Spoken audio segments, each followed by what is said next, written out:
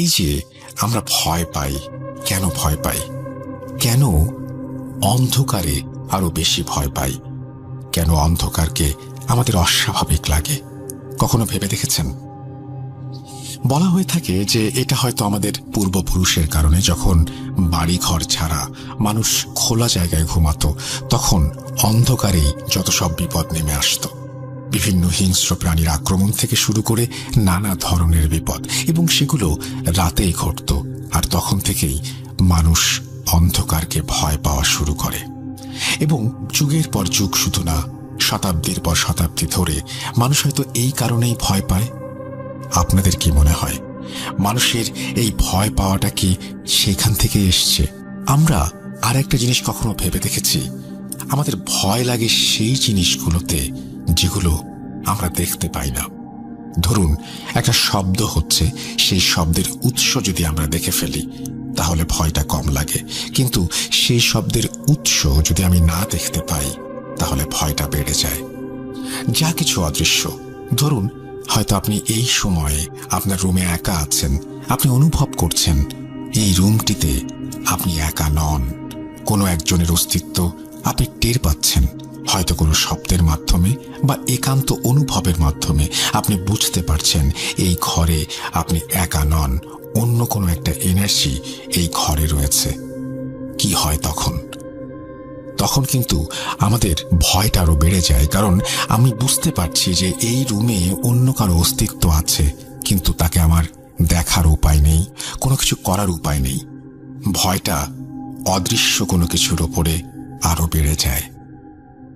যুগের পর যুগ ধরে আমরা ভয় পাই, আর আমাদের পূর্বপুরুষের কারণে হয়তো আমরা অন্ধকারকে আরো বেশি ভয় পাই। আসলে যা কিছু অদৃশ্য, হয়তো অন্ধকারের সাথেও এর একটা মিল খুঁজে পাবেন।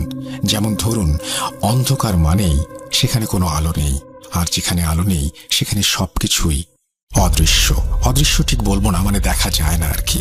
ওই যে বলেছিলাম, যা কিছু দেখা যায় না কিন্তু অনুভব করা যায়, তাতেই আমাদের ভয় বেশি। জানি না কতটুকু গুছিয়ে বলতে পারলাম। আপনাদের সবাইকে স্বাগত জানাচ্ছি। আমার নাম মিম। আমি আপনার অনেক পুরনো একজন লিসেনার। আমার বাড়ি গাইবান্ধাতে। আমি আমার সঙ্গে ঘটে যাওয়া একটা অভিজ্ঞতা আপনাদের সাথে শেয়ার করতে চাই। ঘটনাটি মূলত আমরা যে বাড়িতে থাকি সে বাড়িকে কেন্দ্র করে। আমরা এই বাড়িতে 10 বছরের বেশি সময় থেকে ভাড়ায় আছি। যদিও পড়াশোনার জন্য আমাকে এখন ঢাকায় থাকতে হয়। বাড়িটির ব্যাপারে একটু বর্ণনা দিই। বাড়িটি মূলত মুক্তিযুদ্ধের পরে বানানো হয়েছিল। বাড়িটি 1 বিঘার একটু কম জায়গার উপরে বানানো একটি দোতলা বাড়ি, 4টা ইউনিট, নিচে 2টো, ওপরে 2টো, এবং বাড়ির পেছনে বেশ কয়েকটা আম গাছ সহ অনেক গাছগাছালি রয়েছে। বাড়িটির পেছন সাইডে হাফ ওয়ালের একটি ছোট্ট ঘর ছিল, যেটাতে কেয়ারটেকার থাকতো বাড়িটি দেখাশোনা করার জন্য। আরেকটা কথা বলে রাখি, আমাদের বাড়ির যে মূল মালিক তিনি মারা গিয়েছিলেন 1990-এর আশেপাশে। উনি মারা যাবার পরে আমাদের এই পুরো বাসাটা 5 থেকে 7 বছরের মতো ফাঁকা পড়েছিল। বাড়িওয়ালার একজন মেয়ে ছিল, উনি মেডিকেলে পড়ার জন্য ঢাকায় স্থায়ীভাবে বসবাস করেন। পরবর্তীতে বাড়িটা ঠিকঠাক করে ভাড়া দেয়া হয়। বাড়িটির 4 ইউনিটের মধ্যে আমরা নিচতলায় থাকতাম। নিচতলার 2য় ইউনিটে বাড়িওয়ালার আসবাব ছিল।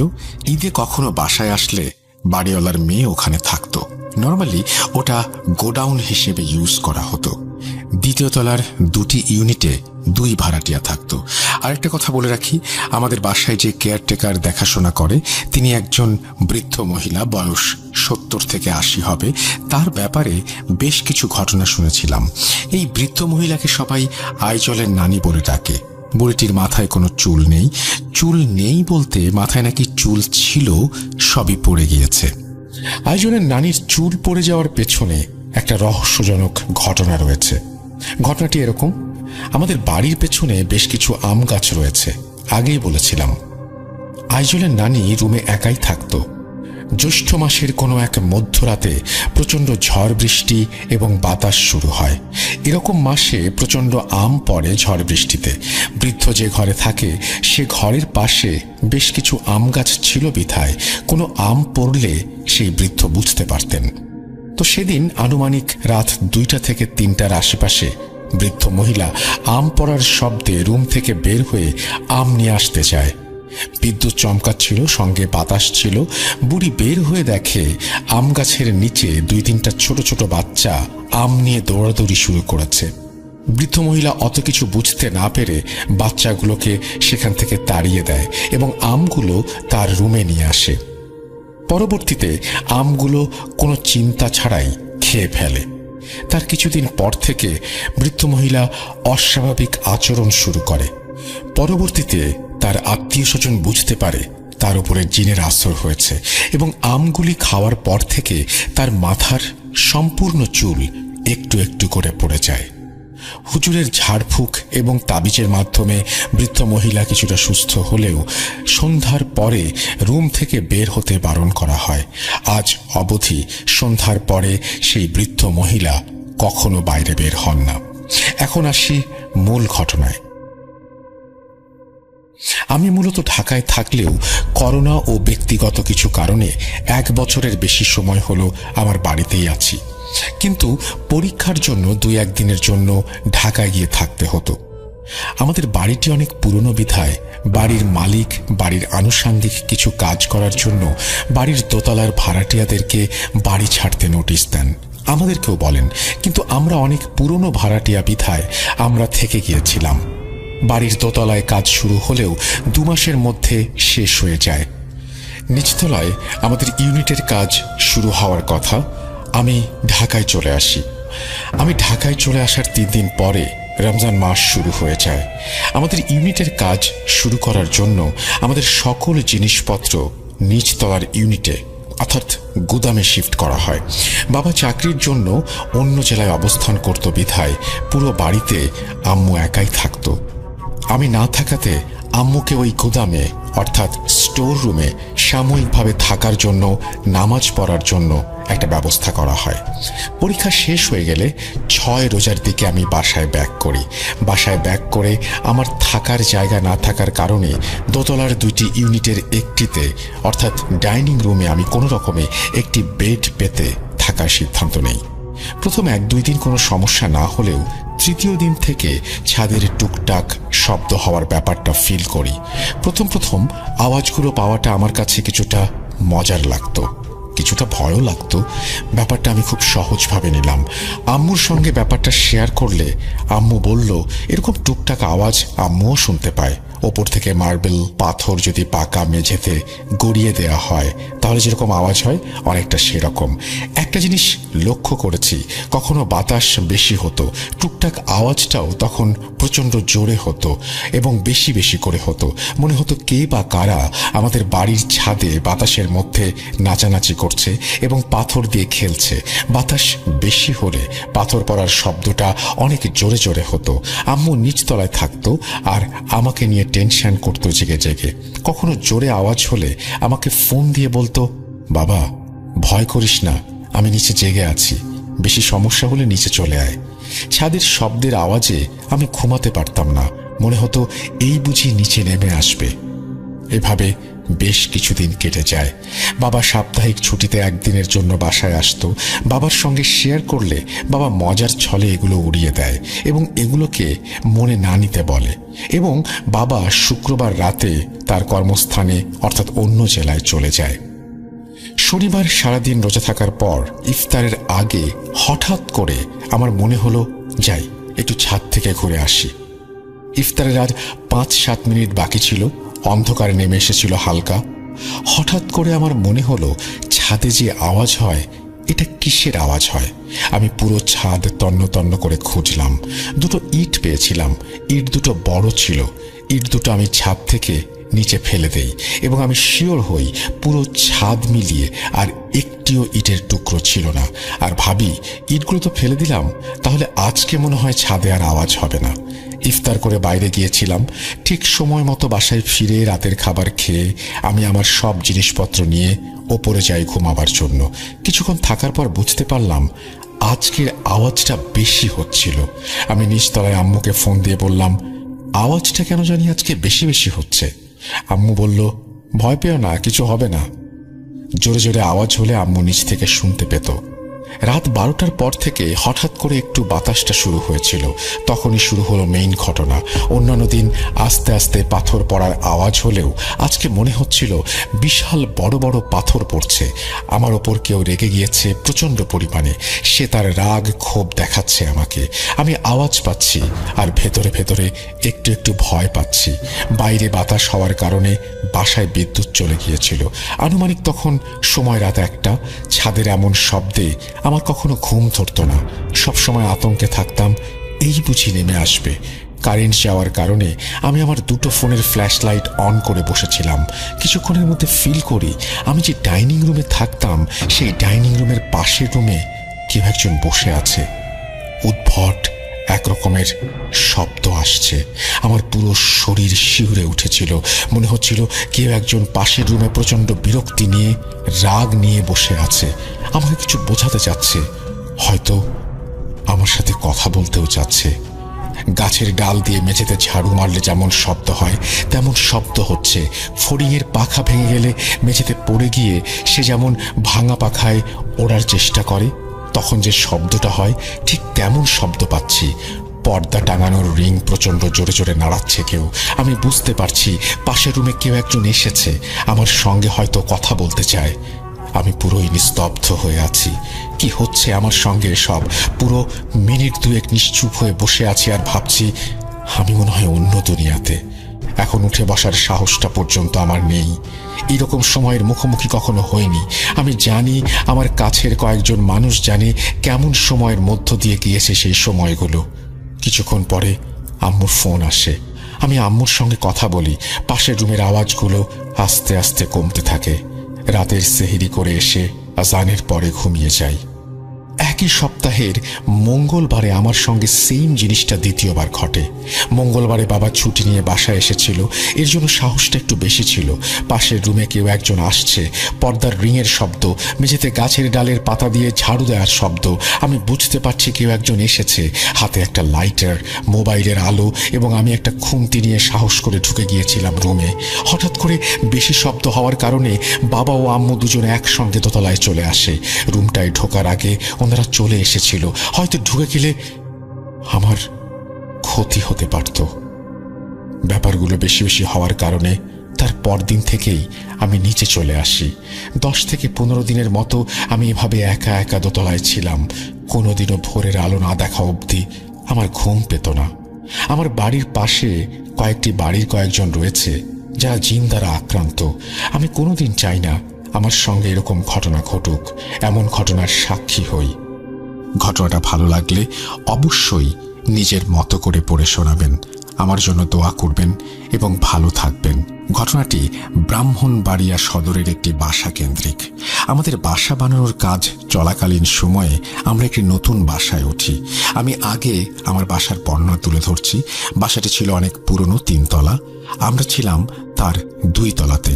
বাসাটির 2 তলার সাথে লাগালাগিভাবে একটি 1 তলা বাসা ছিল। 1 তলা বাসাটির ছাদ আমাদের বাসাটির 2 তলার সাথে লাগানো ছিল, মানে অল্প দূরত্বে। বলে রাখা ভালো, পাশের বাসার ছাদের ওপর একটি রুম ছিল যা সবসময় তালা লাগানো অবস্থায় থাকত। প্রথম ঘটনা, প্রথম দিন বাসায় ওঠার পর রাতে ঘুমোতে যাওয়ার আগে আমার আম্মু খেয়াল করেন যে পাশের ছাদে 2টা ছায়ামূর্তি ছাদের এক মাথা থেকে অন্য মাথায় তারা দৌড়াদৌড়ি করছে। আম্মু প্রথমে ভাবে ছায়ামূর্তি 2টো হয়তো আমাদের বাসার 3 তলার কারণ হলো পাশাপাশি ছাদ হওয়ার কারণে এই বাসার লাইটের আলো ওই ছাদে গিয়ে পড়ে। একটু পর খেয়াল করে ছায়ামূর্তি 2টা পাশের বাড়ির ছাদের রুমের দিকে মিলিয়ে যায়। ঘটনা 2, শীতের সময় হওয়ায় সন্ধ্যার পর জানালা লাগিয়ে দিত আম্মু। বলে রাখা ভালো, জানালাগুলো ছিল কাঠের বড় পাল্লার। আমি তখন আমার টেবিলে বসে পড়ছিলাম। হঠাৎ করে জানালায় অনেক জোরে থাপ্পড় দেওয়ার শব্দে আমরা সবাই অবাক হয়ে যাই। স্তব্ধতা কাটিয়ে জানালা খুলে কাউকে খুঁজে পাওয়া যায় না আর। তারপর থেকে নিয়মিত প্রতিদিন জানালায় থাপ্পড় দেওয়ার শব্দে পুরো বাসা কেঁপে উঠত, আর আমরা নির্বাক হয়ে তাকিয়ে থাকতাম। ঘটনা 3। একদিন রাতে আনুমানিক 1টা থেকে 1:30টার মধ্যে আমাদের ঘুম ভেঙে যায় আম্মুর চিল্লাচিল্লিতে। ঘুম থেকে উঠে ঘটনা যা শুনি তা ছিল অবাক করা। আম্মু নাকি শুনতে পায় আপুর রুম থেকে কিছু ভাঙার শব্দ। তারপর আম্মু আপুর রুমে গিয়ে দেখে আপুর রুমের জানালা খোলা। আপুর চুলগুলো ছিল এলোমেলো। আপুর একটা হাত ছিল জানালার বাইরে। আম্মুর সাথে সাথে আপুকে ধরে জানালার পাশ থেকে নিয়ে আসে এবং আম্মু খেয়াল করে আপুর হাতে খামচে ধরার দাগ। ওই রাতে আমরা সবাই একসাথে ঘুমাই এবং রাতে আর কিছু হয় না। ঘটনা 4। আমরা সবাই ঘুমের প্রস্তুতি নিচ্ছিলাম। ঠিক তখনই পাশের ছাদ থেকে নুপুরের শব্দে সবাই অবাক হয়ে যায়। প্রথমে আস্তে আস্তে, তারপরে শব্দটা প্রকট হতে থাকে। আমাদের কারোরই সাহস হচ্ছিল না জানালা খুলে দেখার। ঠিক কতক্ষণ ছিল মনে নেই। আস্তে আস্তে সব স্বাভাবিক। আমরা আসলে এতদিনে মোটামুটি বিরক্ত এই সবে। আম্মু একজন হুজুরের কাছে যাওয়ার সিদ্ধান্ত নেয়। হুজুর কিছু একটা লিখে দেয় এবং বলে এগুলো জানালার উপরে লাগিয়ে দিতে। আমরা তা করি। তারপর থেকে জানালায় আর কোনো শব্দ হয় না। তারপর থেকে শুরু হয় অন্য একটি সমস্যা। রাত হলেই আমাদের পুরো বাসা রান্নার ঘ্রাণে মুখরিত হয়ে যেত। তার সাথে জোরে জোরে বাটার শব্দ, মনে হয় কোনো কিছু বাটা হচ্ছে। প্রথম দিন আমরা ভেবেছিলাম হয়তো ওপরের তলাতে কেউ শব্দ করছে, কিন্তু 3-4 দিন একটানা শব্দ হওয়ার পর আম্মু ওপরের আন্টিদের জিজ্ঞেস করলে তারা বলে রাতে তারা রান্নাই করে না এবং এই শব্দটা তারাও পায় এবং তারা এটার সাথে অভ্যস্ত। আম্মু তখন একে একে আমাদের সাথে ঘটে যাওয়া কাহিনীগুলো বলতে থাকে। তারপর আন্টি আম্মুকে ব্যাপারটা খুলে বলে। বাসার ছাদে তারা কেউ সন্ধ্যার পরে আসে না। তাদের সাথেও অনেক ধরনের ঘটনা ঘটেছে। শুধু তাই না, তারা এই বাসাটি একতলা থেকে ওপরে বাড়াতেও পারে না। কাজ শুরু হলে কোনো না কোনোভাবে সেটি বন্ধ হয়ে যায়। অনেক হুজুরকে দেখানোর পরও তারা কোনো সমাধান করতে পারেনি। তাই সবার উত্তর একটাই, এই জায়গাটায় জিনরা চলাচল করে। এটা তাদের রাস্তা, যেটা বন্ধ করা কারো পক্ষে সম্ভব না। আমাদের এই ফ্ল্যাটটাতে বেশি দিন কেউ থাকতে পারে না। আগে যারা ছিল তারাও এসব কারণে বাসাটি ছেড়ে দেয়। দেখতে দেখতে আমাদের বাসা বানানো সম্পূর্ণ হয়ে যায়। আমরাও চলে যাই এখান থেকে। ওই বাসাটা ওভাবেই আছে। এলাকার সবাই চেনে ওই বাসাটিকে। আমি ব্রাহ্মণবাড়িয়া থেকে বলছি। আমার নাম সিয়াম। আমি 9ম শ্রেণীর ছাত্র। এখন আমি যে ঘটনাটি বলবো এটা আমার ফ্রেন্ড তামিম, তার সাথে ঘটে যাওয়া একটি ঘটনা। তামিম নামটি ছদ্ম একটা নাম ব্যবহার করা হয়েছে। জানি না ঘটনাটা কতটা ভয়াবহ। ঘটনাটি বিশ্বাস করা বা না করা আপনাদের ব্যাপার। আমি তামিমের ভাষায় ঘটনাটি বলছি। সময়টা 2012-র শেষ এবং 2013-র শুরুর দিকের ঘটনা। আমার বয়স তখন 5 বছর। আমরা গ্রামের বাড়িতে থাকতাম। আমার লেখাপড়ার জন্য আমরা গ্রাম থেকে ব্রাহ্মণবাড়িয়া শহরে এসেছিলাম 2012 সালের 29 ডিসেম্বর। তখন আমি ছোট, নতুন শহরে আসছিলাম। সবকিছুই নতুন ছিল আমার জন্য। ঘটনা 1। সময়টা 2012-র 29 ডিসেম্বর থেকে 2013-র 5 জানুয়ারির মধ্যে কোনো একটা সময় হবে। তখন অনেক রাত। আম্মু ঘুমাচ্ছিল। বলে রাখা ভালো, আমার বাবা প্রবাসী, তাই আমি, আমার বোন এবং আম্মু বাসায় থাকতাম। আমাদের বাসা ছিল ব্রাহ্মণবাড়িয়ায় তখনকার সবচেয়ে বড় বিল্ডিং, যেটা 14 তলার পাশে। ওই রাতে যখন আমার ঘুম ভাঙে তখন আমি জানালার কাছে দেখি একটা অতি প্রাকৃত কিছুর অস্তিত্ব।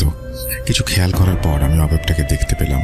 ওই অবয়বটা আমাকে দেখে একটা পৈশাচিক হাসি দেয়, যা দেখে অনেক ভয় পাই এবং আমি যে ঘুমিয়ে পড়ি। সকালে আমি এটাকে ভুল ভেবে আর আম্মুকে বলিনি। ঘটনা 2। এর কিছুদিন পরে আম্মু বলল রাতে আমাদের খাট নাকি অনেক কাঁপছিল। প্রথমে আম্মু ভেবেছিল ভূমিকম্প, পরে পাশে খেয়াল করে দেখতে পেল অন্য কোনো কিছু নড়ছে না। তখন আম্মু কিছুটা ভয় পায় এবং দোয়া কালাম পড়ে ঘুমানোর চেষ্টা করে। ঘটনা 3। এর পরের দিনের ঘটনা। দ্বিতীয় দিনের মতোই আবার এই ঘটনাটি ঘটল। তখন আমিও ওই খাটের কম্পনটি অনুভব করেছিলাম। ঘটনা 4। এর পরের দিন আমার আম্মু আর আমার দূর সম্পর্কের একজন খালুর সাথে যোগাযোগ হলো, যিনি হুজুর। তখন আম্মু আমার খালুকে বাসায় আসতে বললেন। তিনি আমাদের পুরো বাসা ঘুরে আম্মুকে বললেন তিনি পরদিন জানাবেন। এরই মাঝখানে আমাদের নানা রকমের অতি প্রাকৃত ঘটনা ঘটতে থাকে। পরদিন আমার খালু আম্মুকে ফোন করে বলল একটা খারাপ জিন যা আমার উপরে আসর করার চেষ্টা করছে। ওই দিন বিকেলে খালু আমার বাসায় আসার কথা বললেন। যথারীতি খালু বিকেলে বাসায় এসে আমাদের 3 জনকে 3টা তাবিজ দেন এবং সব সময় এটা আমাদের পড়ে থাকতে বললেন। এরই সাথে উনি আমাদের বাসা বন্ধ করে দেন। কিন্তু খালু আমাদের বলেন কোনো মৃত বাড়িতে বা জানাজায় অংশগ্রহণ করার সময় যেন তাবিজ খুলে যায়। ঘটনা 5। এরপর 5 বছর চলে যায়। সময়টা 2018। আমি তখন 5ম শ্রেণীতে পড়ি। এরই মাঝে আমার সাথে অন্য কোনো ঘটনা ঘটেনি। ওই বছর আমি গরমের ছুটিতে আমার মামার বাড়িতে যাই এবং এর মধ্যে এক শুক্রবার জুম্মার নামাজের পর একজনের জানাজা ছিল। তখন আমি জানাজায় অংশগ্রহণ করি, কিন্তু তখন আমি তাবিজ খুলতে ভুলে যাই, আর এটা আমি তখন খেয়ালও করিনি। ঘটনা 6। ওই দিন রাতে আমি এবং আমার মামাতো ভাই বাইকে ঘুরতে যাওয়ার সিদ্ধান্ত নিই। আমার মামাতো ভাইয়ের নাম সাইম, এটিও ছদ্মনাম। বাইকটা সাইম ভাইয়ের না, বাইকটা ছিল তার বড় ভাই রাজীব ভাইয়ের। আর বাইকটা অনেক এক্সপেন্সিভ হয়। সাইম ভাই খুব ভালোভাবে চালাতে না পারায় রাজীব ভাই বাইকটা সাইম ভাইকে দিতে চাইতো না। ওই দিন রাজীব ভাই বাড়িতে না থাকায় আমরা সবাই লুকিয়ে লুকিয়ে ঘুরতে যাওয়ার সিদ্ধান্ত নেই। ঘটনা 7। আমরা প্রায় 11:30টার দিকে বাসা থেকে বের হই। অনেক সময় ঘোরার পর সাইম ভাই বলল তার বন্ধুর বাসায় যাবে, তাই আমরা তার বন্ধুর বাসায় যাই। ওখানে সাইম ভাইয়ের বন্ধুর সাথে অনেক সময় কথা বলার পর আমরা বাসায় চলে আসলাম।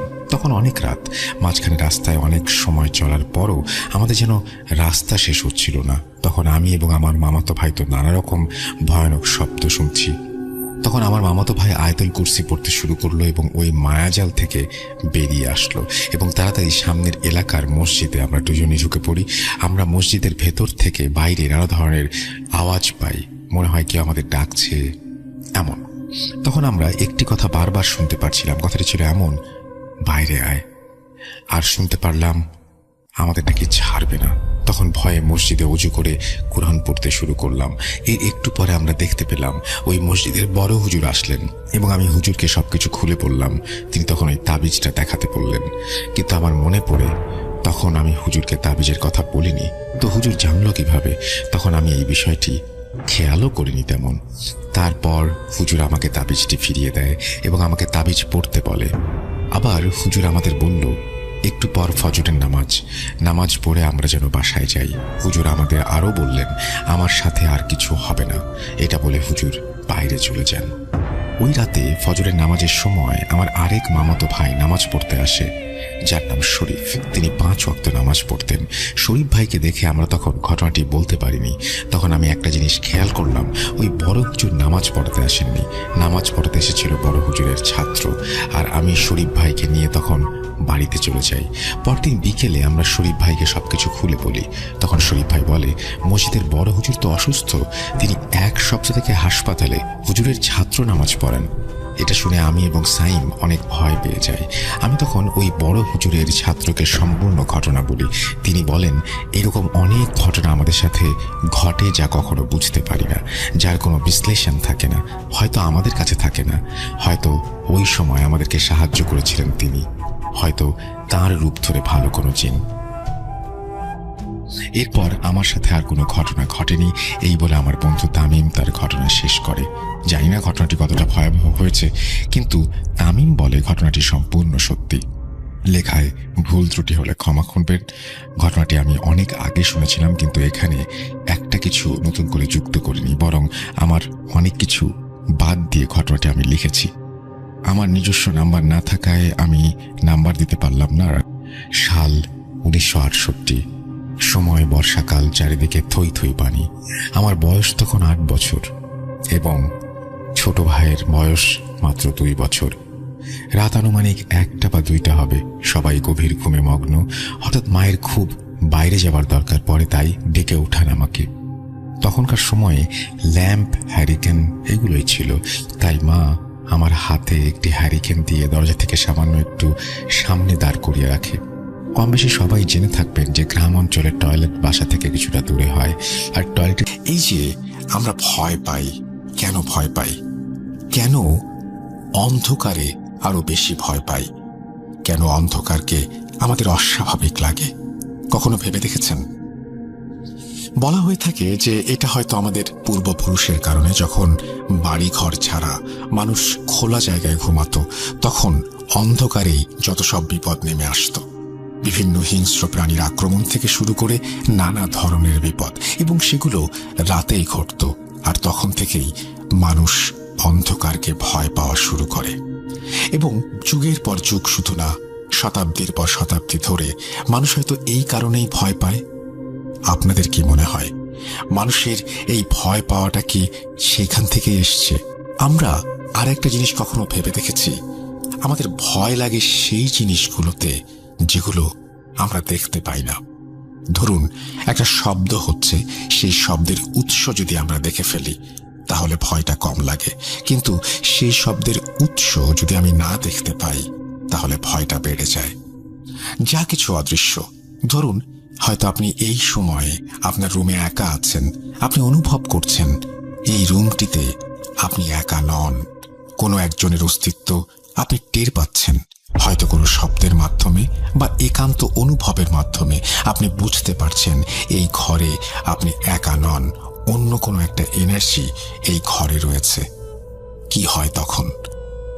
তখন কিন্তু আমাদের ভয়টা আরো বেড়ে যায়, কারণ আমি বুঝতে পারছি যে এই রুমে অন্য কারো অস্তিত্ব আছে, কিন্তু তাকে আমার দেখার উপায় নেই, কোনো কিছু করার উপায় নেই।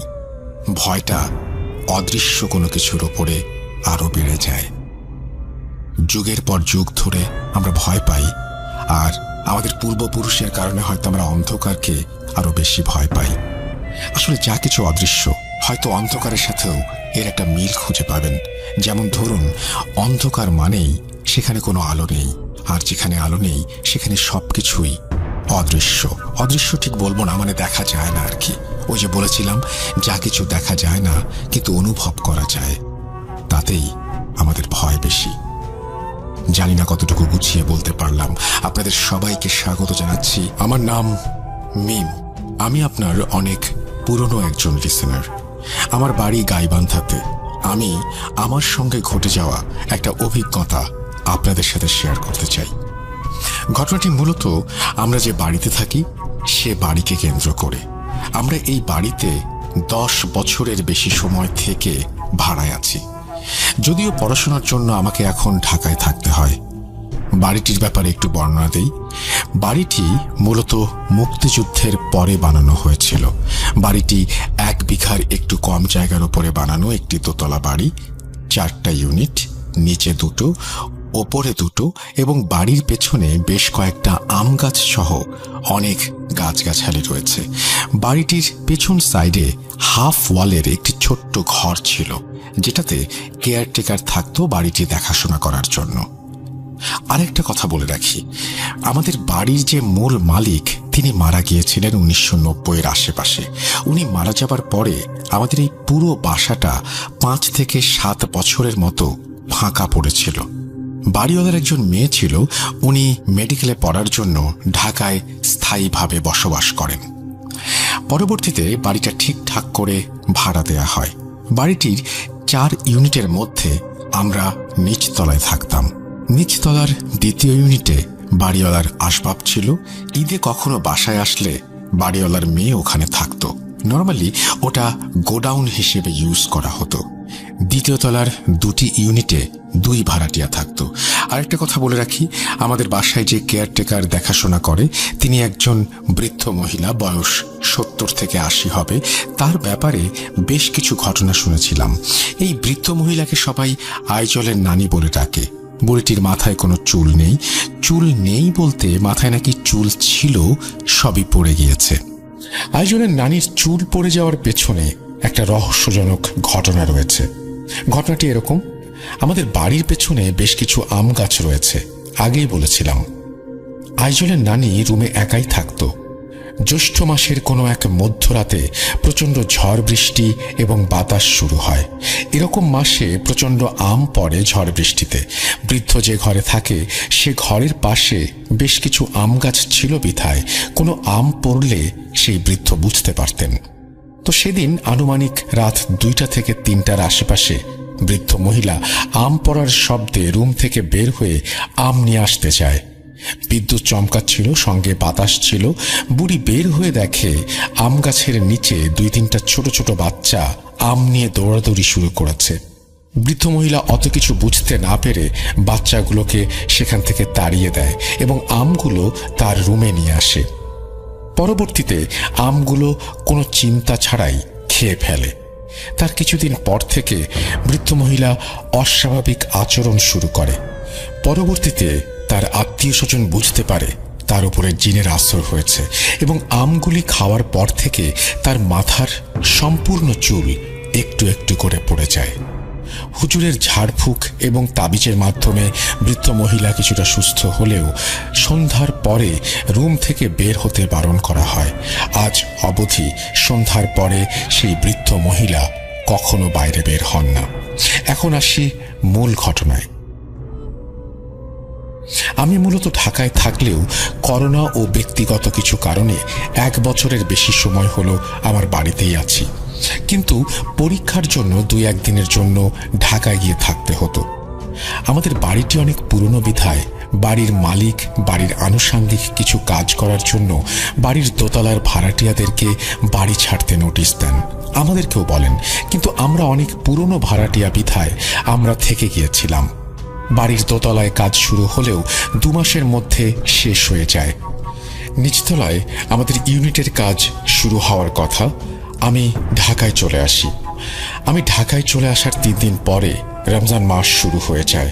আমাদের ইউনিটের কাজ শুরু করার জন্য আমাদের সকল জিনিসপত্র নিচতলার ইউনিটে অর্থাৎ গুদামে শিফট করা হয়।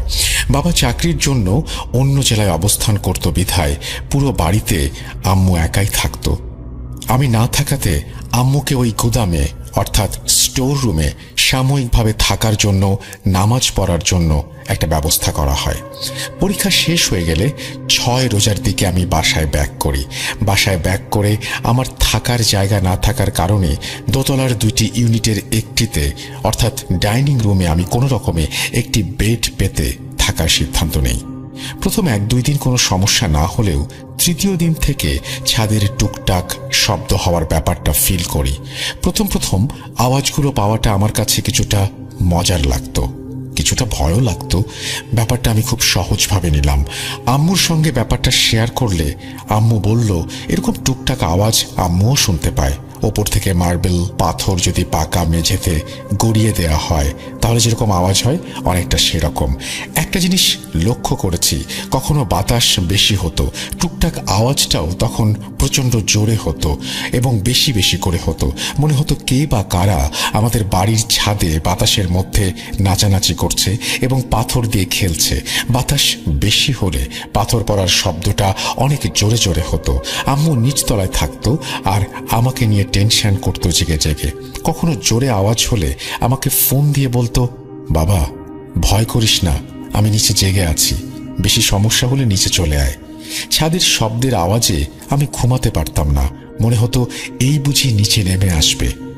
এভাবে বেশ কিছুদিন কেটে যায়। বাবা সাপ্তাহিক ছুটিতে 1 দিনের জন্য বাসায় আসতো। বাবার সঙ্গে শেয়ার করলে বাবা মজার ছলে এগুলো উড়িয়ে দেয় এবং এগুলোকে মনে না নিতে বলে। এবং বাবা শুক্রবার রাতে তার কর্মস্থানে অর্থাৎ অন্য জেলায় চলে যায়।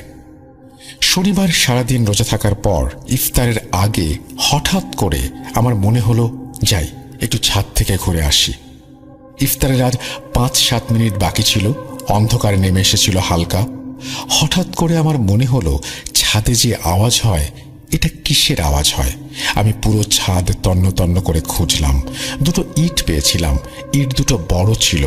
ইট 2টো আমি ছাদ থেকে নিচে ফেলে দেই এবং আমি শিওর হই পুরো ছাদ মিলিয়ে আর একটিও ইটের টুকরো ছিল না। আর ভাবি, ইটগুলো তো ফেলে দিলাম, তাহলে আজকে মনে হয় ছাদে আর আওয়াজ হবে না। ইফতার করে বাইরে গিয়েছিলাম। ঠিক সময় মতো বাসায় ফিরে রাতের খাবার খেয়ে আমি আমার সব জিনিসপত্র নিয়ে ওপরে যাই ঘুমাবার জন্য। কিছুক্ষণ থাকার পর বুঝতে পারলাম আজকের আওয়াজটা বেশি হচ্ছিল। আমি নিচতলায় আম্মুকে ফোন দিয়ে বললাম, আওয়াজটা কেন জানি আজকে বেশি বেশি হচ্ছে। আম্মু বলল, ভয় পেও না, কিছু হবে না। জোরে জোরে আওয়াজ হলে আম্মু নিচ থেকে শুনতে পেত। রাত 12টার পর থেকে হঠাৎ করে একটু বাতাসটা শুরু হয়েছিল, তখনই শুরু হলো মেইন ঘটনা। অন্যান্য দিন আস্তে আস্তে পাথর পড়ার আওয়াজ হলেও আজকে মনে হচ্ছিল বিশাল বড় বড় পাথর পড়ছে। আমার ওপর কেউ রেগে গিয়েছে প্রচণ্ড পরিমাণে। সে তার রাগ ক্ষোভ দেখাচ্ছে আমাকে। আমি আওয়াজ পাচ্ছি আর ভেতরে ভেতরে একটু একটু ভয় পাচ্ছি। বাইরে বাতাস হওয়ার কারণে বাসায় বিদ্যুৎ চলে গিয়েছিল। আনুমানিক তখন সময় রাত 1টা। ছাদের এমন শব্দে আমার কখনো ঘুম ধরতো না। সবসময় আতঙ্কে থাকতাম, এই বুঝি নেমে আসবে। কারেন্ট যাওয়ার কারণে আমি আমার দুটো ফোনের ফ্ল্যাশ লাইট অন করে বসেছিলাম। কিছুক্ষণের মধ্যে ফিল করি আমি যে ডাইনিং রুমে থাকতাম সেই ডাইনিং রুমের পাশের রুমে কেউ একজন বসে আছে। উদ্ভট একরকমের শব্দ আসছে। আমার পুরো শরীর শিউরে উঠেছিল। মনে হচ্ছিল কেউ একজন পাশের রুমে প্রচণ্ড বিরক্তি নিয়ে, রাগ নিয়ে বসে আছে। আমাকে কিছু বোঝাতে চাচ্ছে, হয়তো আমার সাথে কথা বলতেও চাচ্ছে। গাছের ডাল দিয়ে মেঝেতে ঝাড়ু মারলে যেমন শব্দ হয় তেমন শব্দ হচ্ছে। ফড়িংয়ের পাখা ভেঙে গেলে মেঝেতে পড়ে গিয়ে সে যেমন ভাঙা পাখায় ওড়ার চেষ্টা করে, তখন যে শব্দটা হয় ঠিক তেমন শব্দ পাচ্ছি। পর্দা টাঙানোর রিং প্রচণ্ড জোরে জোরে নাড়াচ্ছে কেউ। আমি বুঝতে পারছি পাশের রুমে কেউ একজন এসেছে, আমার সঙ্গে হয়তো কথা বলতে চায়। আমি পুরোই নিস্তব্ধ হয়ে আছি। কি হচ্ছে আমার সঙ্গে সব? পুরো মিনিট 2 নিশ্চুপ হয়ে বসে আছি আর ভাবছি আমি মনে হয় অন্য দুনিয়াতে। এখন উঠে বসার সাহসটা পর্যন্ত আমার নেই। এরকম সময়ের মুখোমুখি কখনো হয়নি। আমি জানি আমার কাছের কয়েকজন মানুষ জানে কেমন সময়ের মধ্য দিয়ে গিয়েছে সেই সময়গুলো। কিছুক্ষণ পরে আম্মুর ফোন আসে। আমি আম্মুর সঙ্গে কথা বলি। পাশের রুমের আওয়াজগুলো আস্তে আস্তে কমতে থাকে। রাতের সেহরি করে এসে আজানের পরে ঘুমিয়ে যাই। একই সপ্তাহের মঙ্গলবারে আমার সঙ্গে সেম জিনিসটা দ্বিতীয়বার ঘটে। মঙ্গলবারে বাবা ছুটি নিয়ে বাসায় এসেছিল, এর জন্য সাহসটা একটু বেশি ছিল। পাশের রুমে কেউ একজন আসছে, পর্দার রিংয়ের শব্দ, মেঝেতে গাছের ডালের পাতা দিয়ে ঝাড়ু দেওয়ার শব্দ। আমি বুঝতে পারছি কেউ একজন এসেছে। হাতে একটা লাইটার, মোবাইলের আলো এবং আমি একটা খুন্তি নিয়ে সাহস করে ঢুকে গিয়েছিলাম রুমে। হঠাৎ করে বেশি শব্দ হওয়ার কারণে বাবা ও আম্মু দুজনে একসঙ্গে দোতলায় চলে আসে। রুমটায় ঢোকার আগে ওনারা চলে এসেছিল। হয়তো ঢুকে গেলে আমার ক্ষতি হতে পারত। ব্যাপারগুলো বেশি বেশি হওয়ার কারণে তার পরদিন থেকেই আমি নিচে চলে আসি। 10 থেকে 15 দিনের মতো আমি এভাবে একা একা দোতলায় ছিলাম। কোনোদিনও ভোরের আলো না দেখা অবধি আমার ঘুম পেত না। আমার বাড়ির পাশে কয়েকটি বাড়ির কয়েকজন রয়েছে যারা জিন দ্বারা আক্রান্ত। আমি কোনোদিন চাই না আমার সঙ্গে এরকম ঘটনা ঘটুক, এমন ঘটনার সাক্ষী হই। ঘটনাটা ভালো লাগলে অবশ্যই নিজের মতো করে পড়ে শোনাবেন, আমার জন্য দোয়া করবেন এবং ভালো থাকবেন। ঘটনাটি ব্রাহ্মণবাড়িয়া সদরের একটি বাসা কেন্দ্রিক। আমাদের বাসা বানানোর কাজ চলাকালীন সময়ে আমরা একটি নতুন বাসায় উঠি। আমি আগে আমার বাসার বর্ণনা তুলে ধরছি। বাসাটি ছিল অনেক পুরনো, 3 তলা। আমরা ছিলাম তার 2 তলাতে। বাসাটির 2 তলার সাথে লাগালাগিভাবে একটি 1 তলা বাসা ছিল। 1 তলা বাসাটির ছাদ আমাদের বাসাটির 2 তলার সাথে লাগানো ছিল, মানে অল্প দূরত্বে। বলে রাখা ভালো, পাশের বাসার ছাদের ওপর একটি রুম ছিল যা সবসময় তালা লাগানো অবস্থায় থাকত। প্রথম ঘটনা, প্রথম দিন বাসায় ওঠার পর রাতে ঘুমোতে যাওয়ার আগে আমার আম্মু খেয়াল করেন যে পাশের ছাদে 2টা ছায়ামূর্তি ছাদের এক মাথা থেকে অন্য মাথায় তারা দৌড়াদৌড়ি করছে। আম্মু প্রথমে ভাবে ছায়ামূর্তি 2টো হয়তো আমাদের বাসার 3 তলার কারণ হলো পাশাপাশি ছাদ হওয়ার কারণে এই বাসার লাইটের আলো ওই ছাদে গিয়ে পড়ে। একটু পর খেয়াল করে ছায়ামূর্তি 2টা পাশের বাড়ির ছাদের রুমের দিকে মিলিয়ে যায়। ঘটনা 2, শীতের সময় হওয়ায় সন্ধ্যার পর জানালা লাগিয়ে দিত আম্মু। বলে রাখা ভালো, জানালাগুলো ছিল কাঠের বড় পাল্লার। আমি তখন আমার টেবিলে বসে পড়ছিলাম। হঠাৎ করে জানালায় অনেক জোরে থাপ্পড় দেওয়ার শব্দে আমরা সবাই অবাক হয়ে যাই। স্তব্ধতা কাটিয়ে জানালা খুলে কাউকে খুঁজে পাওয়া যায় না আর। তারপর থেকে নিয়মিত প্রতিদিন জানালায় থাপ্পড় দেওয়ার শব্দে পুরো বাসা কেঁপে উঠত আর আমরা নির্বাক হয়ে তাকিয়ে থাকতাম। ঘটনা 3। একদিন রাতে আনুমানিক 1টা থেকে 1:30টার মধ্যে আমাদের ঘুম ভেঙে যায় আম্মুর চিল্লাচিল্লিতে। ঘুম থেকে উঠে ঘটনা যা শুনি তা ছিল অবাক করা। আম্মু নাকি শুনতে পায় আপুর রুম থেকে কিছু ভাঙার শব্দ। তারপর আম্মু আপুর রুমে গিয়ে দেখে আপুর রুমের জানালা খোলা। আপুর চুলগুলো ছিল এলোমেলো। আপুর একটা হাত ছিল জানালার বাইরে। আম্মুর সাথে সাথে আপুকে ধরে জানালার পাশ থেকে নিয়ে আসে এবং আম্মু খেয়াল করে আপুর হাতে খামচে ধরার দাগ। ওই রাতে আমরা সবাই একসাথে ঘুমাই এবং রাতে আর কিছু হয় না। ঘটনা 4। আমরা সবাই ঘুমের প্রস্তুতি নিচ্ছিলাম। ঠিক তখনই পাশের ছাদ থেকে নুপুরের শব্দে সবাই অবাক হয়ে যায়। প্রথমে আস্তে আস্তে, তারপরে শব্দটা প্রকট হতে থাকে। আমাদের কারোরই সাহস হচ্ছিল না জানালা খুলে দেখার। ঠিক কতক্ষণ ছিল মনে নেই। আস্তে আস্তে সব স্বাভাবিক। আমরা আসলে এতদিনে মোটামুটি বিরক্ত এই সবে। আম্মু একজন হুজুরের কাছে যাওয়ার সিদ্ধান্ত নেয়। হুজুর কিছু একটা লিখে দেয় এবং বলে এগুলো জানালার উপরে লাগিয়ে দিতে। আমরা তা করি। তারপর থেকে জানালায় আর কোনো শব্দ হয় না। তারপর থেকে শুরু হয় অন্য একটি সমস্যা। রাত হলেই আমাদের পুরো বাসা রান্নার ঘ্রাণে মুখরিত হয়ে যেত। তার সাথে জোরে জোরে বাটার শব্দ। মনে হয় কোনো কিছু বাটা হচ্ছে। প্রথম দিন আমরা ভেবেছিলাম হয়তো ওপরের তলাতে কেউ শব্দ করছে, কিন্তু 3-4 দিন একটানা শব্দ হওয়ার পর আম্মু ওপরের আন্টিদের জিজ্ঞেস করলে তারা বলে রাতে তারা রান্নাই করে না এবং এই শব্দটা তারাও পায় এবং তারা এটার সাথে অভ্যস্ত। আম্মু তখন একে একে আমাদের সাথে ঘটে যাওয়া কাহিনীগুলো বলতে থাকে। তারপর আন্টি আম্মুকে ব্যাপারটা খুলে বলে। বাসার ছাদে তারা কেউ সন্ধ্যার পরে আসে না। তাদের সাথেও অনেক ধরনের ঘটনা ঘটেছে। শুধু তাই না, তারা এই বাসাটি একতলা থেকে ওপরে বাড়াতেও পারে না। কাজ শুরু হলে কোনো না কোনোভাবে সেটি বন্ধ হয়ে যায়। অনেক হুজুরকে দেখানোর পরও তারা কোনো সমাধান করতে পারেনি। তাই সবার উত্তর একটাই, এই জায়গাটায় জিনরা চলাচল করে। এটা তাদের রাস্তা, যেটা বন্ধ করা কারো পক্ষে সম্ভব না। আমাদের এই ফ্ল্যাটটাতে বেশি দিন কেউ থাকতে পারে না। আগে যারা ছিল তারাও এসব কারণে বাসাটি ছেড়ে দেয়। দেখতে দেখতে আমাদের বাসা বানানো সম্পূর্ণ হয়ে যায়। আমরাও চলে যাই এখান থেকে। ওই বাসাটা ওভাবেই আছে। এলাকার সবাই চেনে ওই বাসাটিকে। আমি ব্রাহ্মণবাড়িয়া থেকে বলছি। আমার নাম সিয়াম। আমি 9ম শ্রেণীর ছাত্র। এখন আমি যে ঘটনাটি বলবো এটা আমার ফ্রেন্ড তামিম, তার সাথে ঘটে যাওয়া একটি ঘটনা। তামিম নামটি ছদ্ম একটা নাম ব্যবহার করা হয়েছে। জানি না ঘটনাটা কতটা ভয়াবহ। ঘটনাটি বিশ্বাস করা বা না করা আপনাদের ব্যাপার। আমি তামিমের ভাষায় ঘটনাটি বলছি। সময়টা 2012-র শেষ এবং 2013-র শুরুর দিকের ঘটনা। আমার বয়স তখন 5 বছর। আমরা গ্রামের বাড়িতে থাকতাম।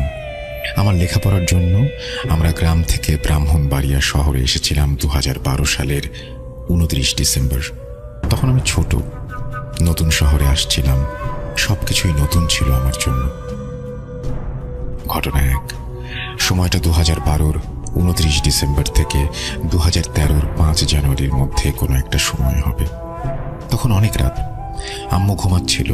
বলে রাখা ভালো, আমার বাবা প্রবাসী, তাই আমি, আমার বোন এবং আম্মু বাসায় থাকতাম। আমাদের বাসা ছিল ব্রাহ্মণবাড়িয়ায় তখনকার সবচেয়ে বড় বিল্ডিং, যেটা 14 তলার পাশে। ওই রাতে যখন আমার ঘুম ভাঙে তখন আমি জানালার কাছে দেখি একটা অতি প্রাকৃত কিছুর অস্তিত্ব। কিছু খেয়াল করার পর আমি অবয়বটাকে দেখতে পেলাম। ওই অবয়বটা আমাকে দেখে একটা পৈশাচিক হাসি দেয়, যা দেখে অনেক ভয় পাই এবং আমি যে ঘুমিয়ে পড়ি। সকালে আমি এটাকে ভুল ভেবে আর আম্মুকে বলিনি। ঘটনা 2। এর কিছুদিন পরে আম্মু বলল রাতে আমাদের খাট নাকি অনেক কাঁপছিল। প্রথমে আম্মু ভেবেছিল ভূমিকম্প, পরে পাশে খেয়াল করে দেখতে পেল অন্য কোনো কিছু নড়ছে না। তখন আম্মু কিছুটা ভয় পায় এবং দোয়া কালাম পড়ে ঘুমানোর চেষ্টা করে। ঘটনা 3। এর পরের দিনের ঘটনা। দ্বিতীয় দিনের মতোই আবার এই ঘটনাটি ঘটল। তখন আমিও ওই খাটের কম্পনটি অনুভব করেছিলাম।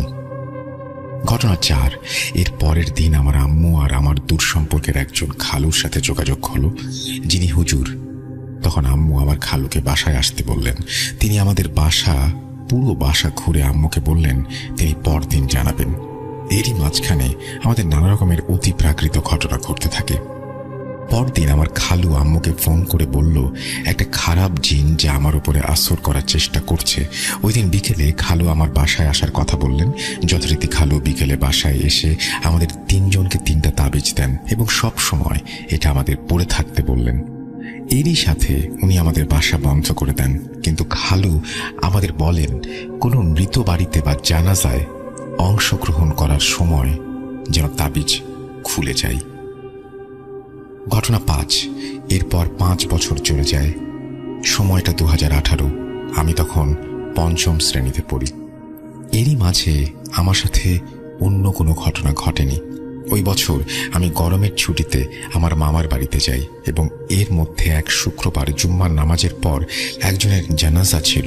তখন আমি জানাজায় অংশগ্রহণ করি, কিন্তু তখন আমি তাবিজ খুলতে ভুলে যাই, আর এটা আমি তখন খেয়ালও করিনি।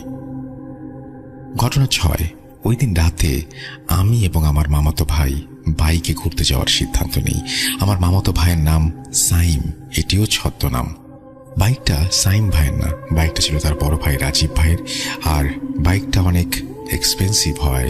সাইম ভাই খুব ভালোভাবে চালাতে না পারায় রাজীব ভাই বাইকটা সাইম ভাইকে দিতে চাইতো না।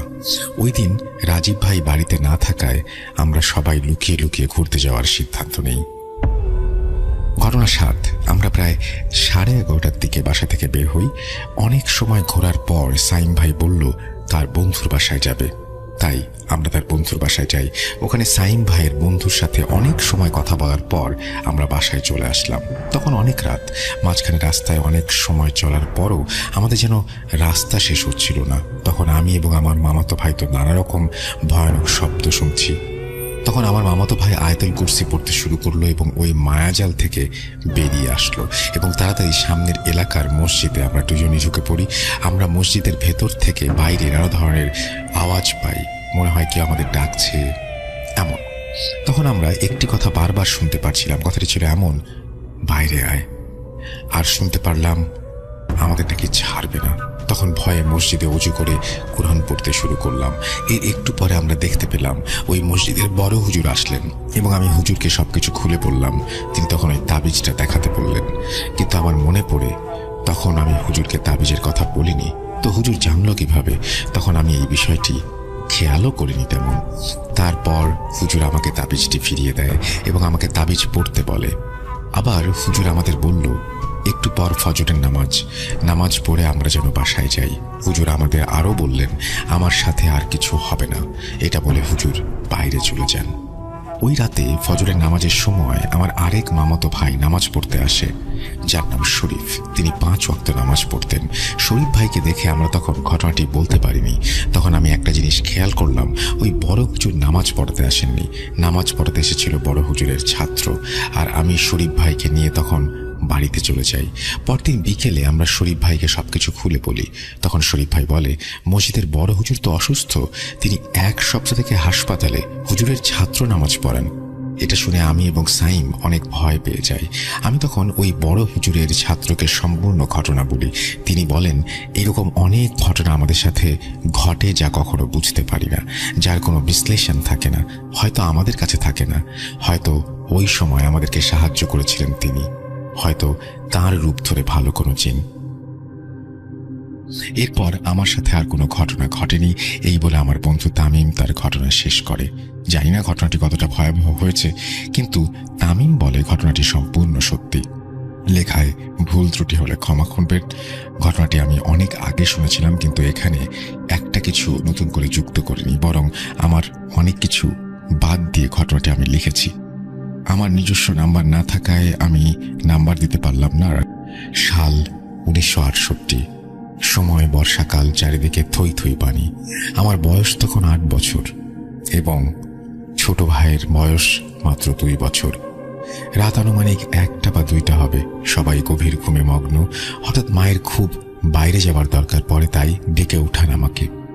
তখনকার সময়ে ল্যাম্প, হ্যারিকেন এগুলোই ছিল, তাই মা আমার হাতে একটি হ্যারিকেন দিয়ে দরজা থেকে সামান্য একটু সামনে দাঁড় করিয়ে রাখে। কম বেশি সবাই জেনে থাকবেন যে গ্রাম অঞ্চলের টয়লেট বাসা থেকে কিছুটা দূরে হয়, আর টয়লেটের সাথে ছিল বড় একটা খাল। মা টয়লেটে যাওয়ার সাথে সাথেই খুব হয়রান এবং ভীতস্ত চেহারা নিয়ে দৌড়ে এসে হুমড়ি খেয়ে পড়েন আমার উপরে। সাথে সাথে আমি জোর করে একটা চিৎকার দিই। চিৎকার শুনে আমার দাদু বাবাকে ডেকে নিয়ে আসে এবং আমার মাকে ঘরে নিয়ে যায় এবং তাড়াহুড়া করে দরজা বন্ধ করে দেয়। কোনো কিছু জিজ্ঞাসা করার আগেই দাদু হ্যারিকেনের আলোটা কমিয়ে দেন। খুব তাড়াহুড়া করে মাকে নিয়ে বিছানায় যেতে চাইলেও মায়ের দাঁড়ানোর কোনো ক্ষমতা ছিল না। ওই বয়সে আমার মাথায় এরকম চিন্তা আসেওনি। ঘুমিয়ে গিয়েছিলাম, ভেবেছিলাম হয়তো মায়ের কোমরে ব্যথা, কিন্তু সমস্যাটা হয়েছে পরবর্তী দিন সকালবেলা। মায়ের যেরকম পেট ব্যথা তেমনি বমি আর পেটের সমস্যা দেখে মনে হচ্ছিল মায়ের শরীরের একটা জায়গায় মাংস টেনে অন্য জায়গায় জমাট বাঁধে। তার আর্তনাদে বাড়ির সবাই এসে হাতে পায়ে তেল দিতে থাকে। তখন ডাক্তার কাছাকাছি না থাকাতে কোনো একভাবে আমার চাচা একজন ডাক্তার নিয়ে আসে, কিন্তু ডাক্তার এসে বলে মা নাকি আর বাঁচবে না। আশ্চর্য বিষয় হলেও এটি সত্য যে ভোর 5টা থেকে সকাল 11টার মধ্যে মাত্র 4 থেকে 5 ঘন্টার ব্যবধানে মা সম্পূর্ণভাবে বিছানায় পড়ে যান। তার খাওয়া দাওয়া, নড়াচড়া, এমনকি মুখের কথাটা পর্যন্ত বন্ধ হয়ে যায় এবং দিনটি শুক্রবার হওয়াতে 12টায় আজানের ঠিক শেষ মুহূর্তে আমার মা এই দুনিয়ায় শেষ নিঃশ্বাস ত্যাগ করেন। ছোট ভাইটির বয়স 2 বছর হওয়াতে তেমন কিছু না বুঝলেও আর কখনো মা বলে ডাকতে না পারার কষ্টটা ছোট থেকেই তাকে পোহাতে হবে বেশ বুঝতে পারছিলাম। এরপর নামাজ শেষে জানাজা হয় এবং তারপরে হুজুর আমাদের সাথে দেখা করেন এবং আমার ছোট ভাইকে মাথায় হাত বুলিয়ে দেন। শেষে আমার বাবাকে সহ আমাদের 4টা তাবিজ দিয়ে যান এবং আমাদের ঘর বন্ধ করে দিয়ে যান। কিন্তু আমার মায়ের শেষ নিঃশ্বাসের বিনিময়ে থামেনি এই মৃত্যু। মা নাকি তার মুখ থেকে জবান বন্ধ হবার ঠিক আগ মুহূর্তে শুধু একটি কথাই বারবার বলে যায়, আর সেটি হলো 7 জন জিন, ওরা 7 জন, ওরা সবাইকে নিয়ে যাবে। আর বাবার থেকে হুজুর এই কথাটি শুনেই আমাদের তাবিজ দিয়েছিলেন। এরপরে বাবা এবং আমরা কেউ ঘর থেকে রাতে বের হতাম না। কিন্তু ঠিক পরের দিনই আমার এক শহীদ নামে চাচাতো ভাই আমার মায়ের মতন করে মারা যায়। এতে পুরো বাড়ির সবাই, আশেপাশের সবাই ভীতস্ত হয়ে পড়ে। এরপরে আমার মামি অনেকের বারণ উপেক্ষা করে আমাদের দেখতে আসে, কিন্তু আশ্চর্যজনকভাবে আমার মামি 3 দিন পরে মারা যায়। এরপরে এক চাচাতো ভাইয়ের বউ, তার 3টি ছোট বাচ্চা, যার মধ্যে একজন আমার থেকে 1 বছরের ছোট ছিল। এরপরে নূরজাহান নামে এক চাচাতো বোন ঠিক একইভাবে মারা যায়। এরপরে ঘটে গা শিউরে ওঠার মতো ঘটনা। চাচাতো বোন মারা যাওয়ার পরে আসর নামাজ বাদ তার জানাজা দেয়া হয়, কিন্তু আমাদের সেই হুজুর জানাজা দেওয়ার পরেই তিনিও তার পরের দিনই মারা গেলেন। এরপরে 6 দিনে 4 জন মারা যায়। কে কখন মৃত্যুর দেখা পাবে প্রতিটা মুহূর্ত কাটতে লাগলো আতঙ্কে। এরপর মাগরিবের আগেই সবাই যে যার ঘরে চলে যেত। এরপরে এটির একটা বিহিত করার জন্য সবাই মিলে একজন হুজুর খুঁজছিল, কিন্তু এমন কিছু শোনার পরে কেউই আসতে রাজি হচ্ছিল না। এরপরে অনেক খুঁজে বড় একজন আলেম বাড়িতে নিয়ে আসা হয়, কিন্তু সে বাড়িতে প্রবেশ করার সাথে সাথেই বলে দিলেন এই কাজ তার পক্ষে করা অসম্ভব এবং সে 3 দিন পরে আরও 3 জন নিয়ে আসবেন এর বিহিত করার জন্য বললেন। আর এই 3 দিন কেউ মাছ, মাংস, এমনকি বাগার দেওয়ার মতো কোনো তরকারিও রান্না করতে পারবে না এই বাড়িতে। আর ঠিক যতদিন এমন থাকবে ততদিন শুধু করলা, লাউ, দুধ খেতে হবে। এটি টানা 27 দিন করতে হয়েছে। 3 দিন পরে যে হুজুর 3 জন ফকির নিয়ে আসেন, এর মধ্যে ফকির যে ছিলেন তার নাম ছিল হাশেম ফকির। তিনি বাড়িতে ঢুকেই আমাদের বললেন যে অনেক দেরি করে ফেলেছেন, যাই হোক তবে এর বিহিত করেই ছাড়বো ইনশাল্লাহ। এরপরে শুরু হয় তার কার্যক্রম। সন্ধ্যার পরেই বাড়ির উঠোনের মাঝখানে বড় গর্ত করে আগুন জ্বালিয়ে দিতেন এবং 2 থেকে 3 কেজি শুকনো মরিচ পোড়াতেন। কিন্তু আশ্চর্যের বিষয় হলো এতে মরিচ পোড়ানোর কোনো গন্ধই হতো না। আর একই কাজের সময় বাড়ির কেউ ঘর থেকে বের হতে পারত না এবং সব মহিলাদের মাথায় কাপড় দেওয়া ছিল বাধ্যতামূলক। এরকম চলতে থাকে 7 দিন। এর মাঝে 3য় দিনের সময় বড় ফকির তার একজন সঙ্গীর ওপরে সেই 7 জন জিনের সর্দারকে হাজির করেন। অনেক তর্ক বিতর্ক জেরা করা হয়। তারপর কথাটা ছিল এরকম, তোরা কারা, কোথা থেকে এসেছিস, কতজন এসেছিস, এর জান নিচ্ছিস? আমরা পূর্ব নদী থেকে এসেছি, আমরা 7 জন, আমাদের চালান করা হয়েছে 21টা যান, না নিয়ে যাব না। অনেক হয়েছে, এবার অন্যদিকে যা, আমি থাকতে আর কোনো যান যাবে না। এরপর তার সঙ্গী অবচেতন হয়ে যায় এবং তার পরের দিন প্রতি রাতে একইভাবে আগুন ধরিয়ে 1 থেকে 2 কেজি করে শুকনো মরিচ পোড়ানো হতো। কিন্তু ফকিরদের মরিচ পুরানো আর সারা বাড়ি মহড়া দেয়া শেষ মুহূর্তে মনে হতো কেউ সারা বাড়ি দিয়ে শুকনো গাছপালা টেনে হিঁচড়ে নিয়ে যাচ্ছে। গরুর দল বেঁধে বাড়ির মধ্যে দৌড়ানো, ঘরের পেছনে বাঁশ গাছ দুমড়ে মুচড়ে ভেঙে ফেলেছে। 6 দিন 2 রাতের সময় আমাদের ঘরের পেছনে মুরগি ঘরের পাশে হাসিম ফকির ও তার স্ত্রী এবং সেই আলেম দৌড়ে আসলেন।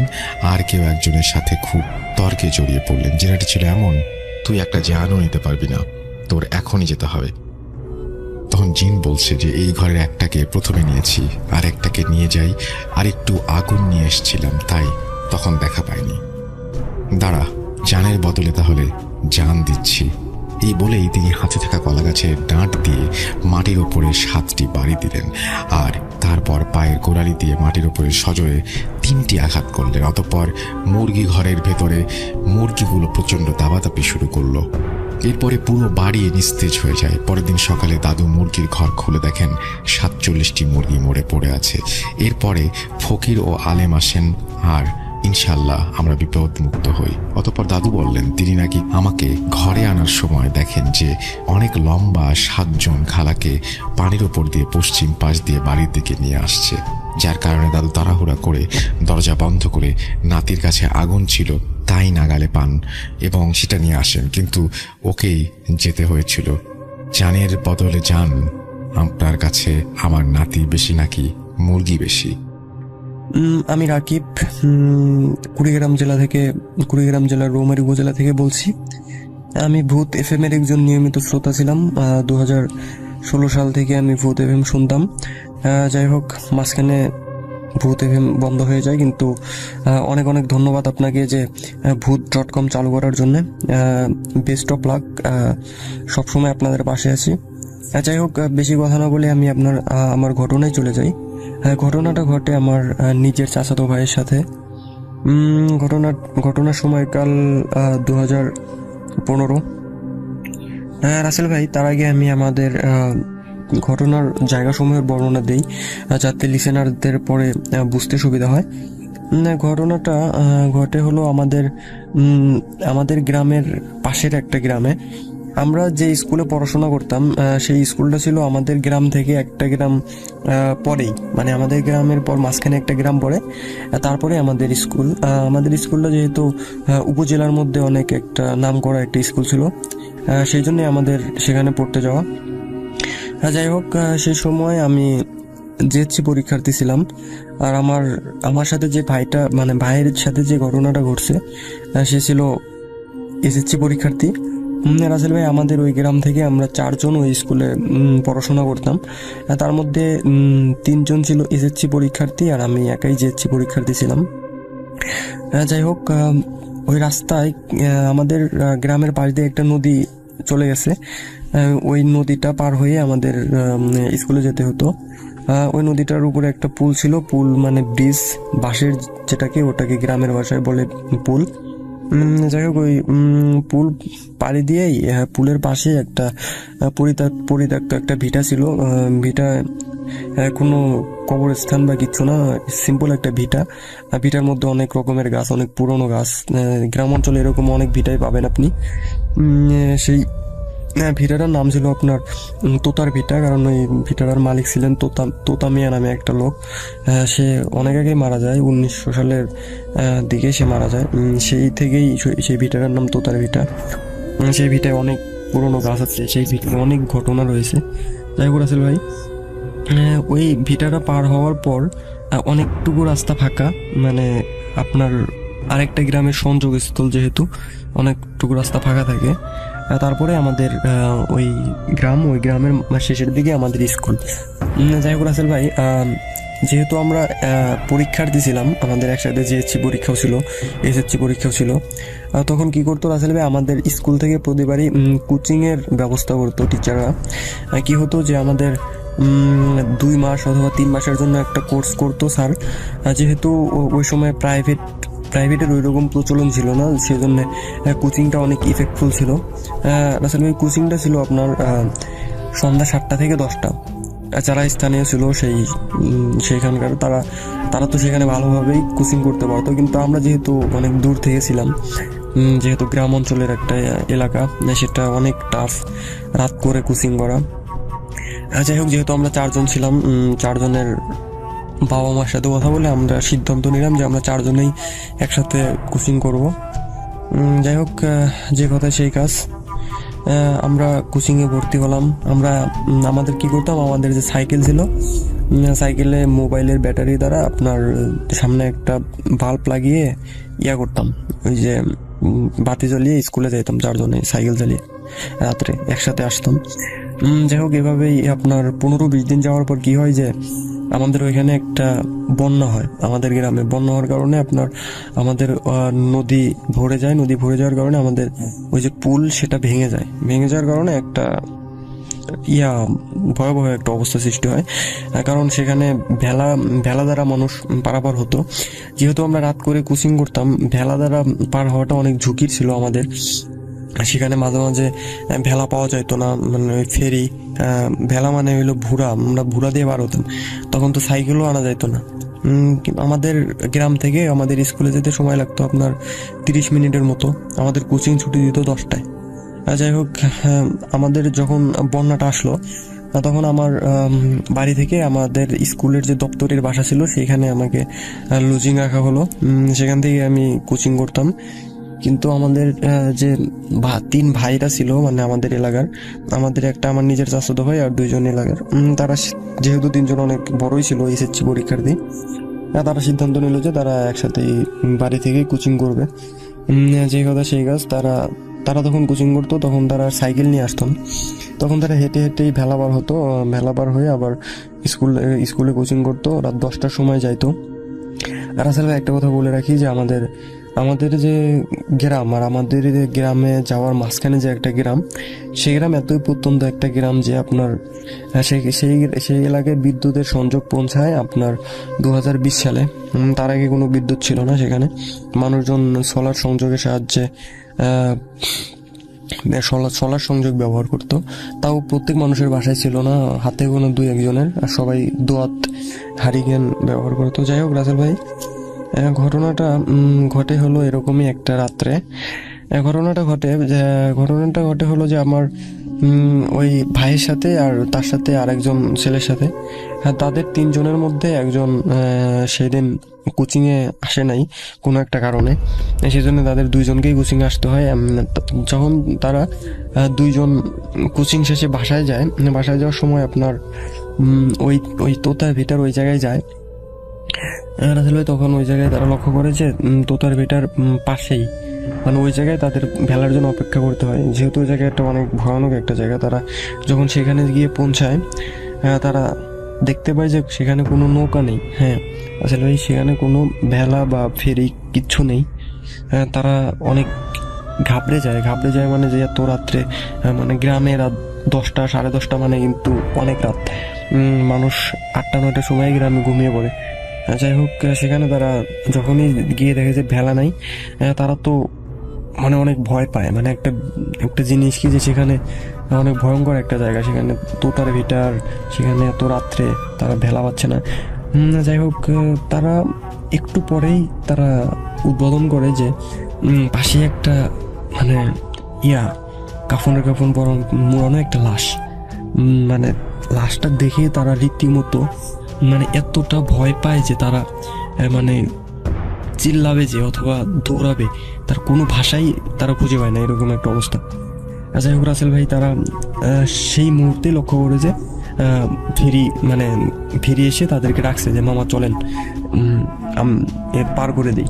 হ্যাঁ, এরকম একটা অবস্থা। কিন্তু তারা এখনই লক্ষ্য করলো যে তাদের ওই কোনো ফেরি ছিল না। যদি ফেরি থাকতো, মানে ফেরি যদি আসতো, তাহলে তারা তো অবশ্যই দেখতো, কারণ সেই সময় শীতকালও ছিল না যে কুয়াশার জন্য দেখা যাবে না। তারা লাইট মারলেই দূর থেকেই বোঝা যেত যে কেউ আসছে নাকি, পানির শব্দ পাইতো। কিন্তু রাসেল ভাই, একটা কথা হলো যে মানে ফেরিটা যে এসে ঘাটের মধ্যে চাপছে, তাদের কোনো শব্দই পায় নাই, হুট করে ডাকতেছে মামা। যাই হোক, তারা ওই সময় মানে প্রাণ ফিরে পাওয়ার মতো একটা অবস্থা। তারা সেটা ভাবতেও পারে না যে ওই ফেরিটা আসলো, কোনো শব্দ হলো না, এই টাইপের। যাই হোক, তারা যখন ওই লাশটার পাশে দাঁড়িয়েছিল তখনই একটা মানুষ আসা মানেই যে আপনি বুঝতে পারছেন ওই সময় মানে একটা পাওয়া, মানে মরুভূমিতে ইয়া পাওয়ার মতো, হিরে পাওয়ার মতো। যাই হোক, যখনই তারা এটা বলে যে আচ্ছা মামা চলেন তাহলে, তারপরে সরি রাসেল ভাই, তার আগে বলে যে এই যে মামা দেখেন এই যে কফিনের মোড়ানো এই যে লাশটা, এই কাপড়ে মোড়ানো এই লাশটা, এটা কে জায়গায় রেখে গেছে, কে বা মারা গেছে, কিছুই তো শুনলাম না। আমরা ইয়াতে আসলাম, ইয়া থেকে 7টার সময় আমরা কোচিংয়ে আসলাম।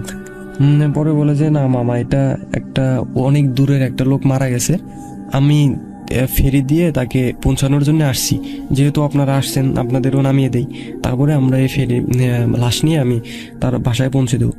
যাই হোক রাসেল ভাই, তারা প্রথমে রাজি হয় না, বলে যে আমাদের আগে নামিয়ে দেন, তারপরে আপনি লাশটা নিয়ে যান। অনেক জোর জবরদস্তি করার পর রাসেল ভাই তারা লাশটার সাথে যেতে রাজি হয়, যেহেতু কোনো উপায় নেই।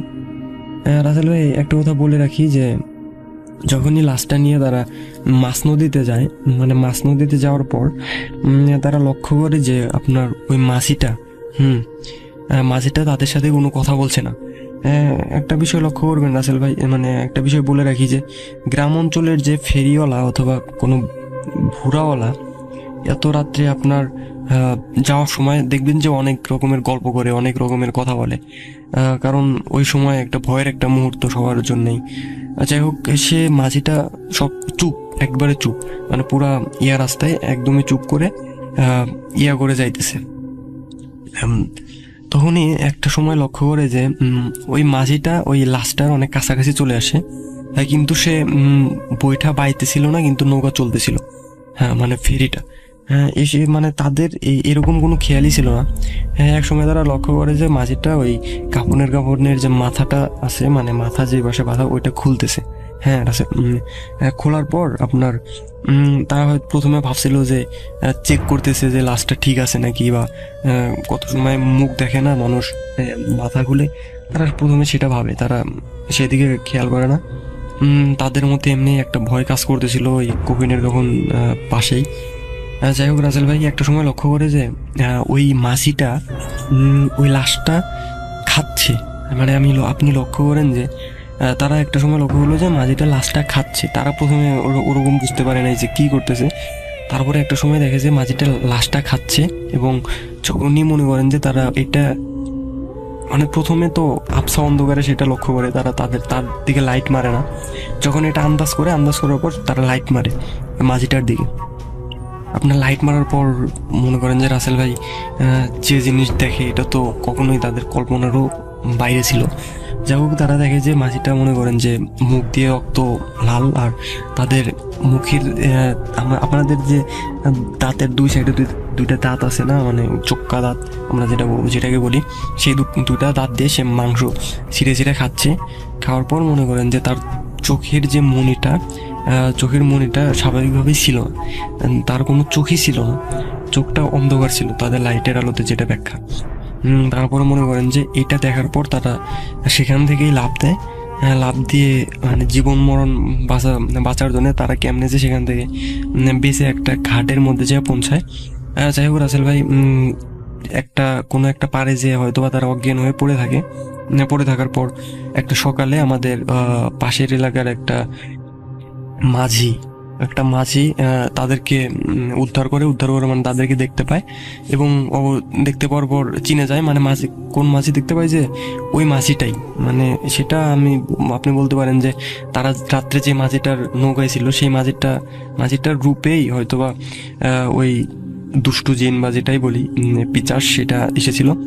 ওই মাঝিটা তাদেরকে অবশ্যই চেনে, কারণ প্রতিনিয়তই তারা তার মানে ফেরিতেই বার হয়। যাই হোক রাসেল ভাই, তারপরে তারা তাকে নিয়ে তাদের বাসায় পৌঁছে দেওয়ার পর কি হয় রাসেল ভাই, তারা একদিন পর তাদের জ্ঞান ফেরে।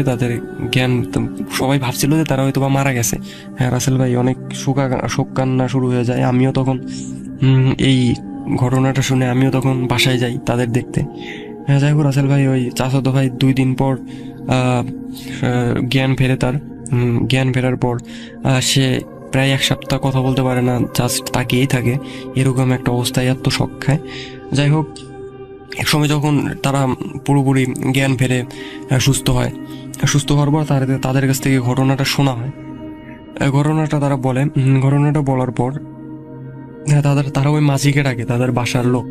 ঘটনাটা তারা বিশ্বাস করে, কারণ ওই যে ভিটাটার কথা বললাম রাসেল ভাই, ওই ভিটাটায় অনেকেই এর আগে অনেক কিছুই দেখছে, অনেক ঘটনা আছে ওই ভিটাকে ঘিরে। আপনি খেয়াল আপনি ওই ভিটাটা আপনার 200-300 বছর আগের ভিটা। আপনার বাপ দাদা, তারও দাদার থেকে ওই ভিটাটার অনেক ঘটনা রয়ে আসছে। ওই ভিটাটার যে গাছগুলো আছে সেটা কখনো কাটারও সাহস পায় না, বা সেই ভিটায় যে কেউ বসবাস করবে এই টাইপ, কারণ ওই ভিটার মালিক এখনো বেঁচে নাই। ওই ভিটা দখল নেওয়ারও কারো কখনো চিন্তা আসে না। যাই হোক রাসেল ভাই, তখন আমার ওই চাচাতো ভাইয়ের যে আত্মীয় স্বজনরা ওই মাঝিকে ডাকে। একদিন ডাকার পর বলে যে তুমি যে ওকে উদ্ধার করার পর ওই রাত্রে যে ঘটনাটা যে শোনে যে ওই মাঝি ছিল, পরে বলে যে না, আমি তো সেই দিন আমার বোনের বাড়ি গেছিলাম, মানে ওই মাঝিটা নাকি ফেরি সেল রেখে ওর বোনের বাড়ি গেছিল। বোনের বাড়ি যাওয়ার আগে ওর যে ওই ছোট ভাইরে ফেরির দায়িত্ব দিয়ে গেছিল। ফেরির দায়িত্ব দিয়ে যাওয়ার পর আপনার মনে করেন যে ওই ছোট ভাই তো 10টার আগেই বাসায় চলে যায়। কিন্তু স্বাভাবিকভাবে ওই মাঝে 10টার পর পর্যন্ত থাকতো, কিন্তু সেদিন তারা 10টার আগেই বাসায় চলে যায় ফেরি। তারপরেই মনে করেন যে এই ঘটনাটা ঘটে ওনাদের সাথে। রাসেল ভাই, তারপরে তাকে হুজুর দেখানো হয়। হুজুর দেখিয়ে পানি পড়া, ওর যত রকমের চিকিৎসা আছে সব করানো হয়, তারপরেও তাদের ভয় কাটে না, ধরা যায় তারপরে মনে করেন যে হুজুরের বৈশিষ্ট্য মতে যে ওই ভিটার মধ্যে কিছু দুষ্টু জিন থাকতো। দুষ্টু জিনগুলো ওদের উপর মানে নজর রাখছিল। তাদের কোনোই দোষ ছিল না। তাদের ইচ্ছা ছিল যে তাদের ভয় দেখাবে, অনেক মারাত্মক একটা ভয়। যেহেতু তারা সবসময় 3জন থাকতো, 3জন থাকার কারণে সেই সুযোগটা সে পাইতো না। সেদিন সুযোগটা পায়, কারণ সেদিন ওই মাঝিটাও ছিল না, তারপরে তাদের মধ্যে মাত্র 2জন ছিল, যার কারণে অনেক বড় একটা সুযোগ পায়। সুযোগ পাওয়ার পরে আপনার মনে করেন যে তাদেরকে এইভাবে অনেক মারাত্মকভাবে ভয় দেখায়।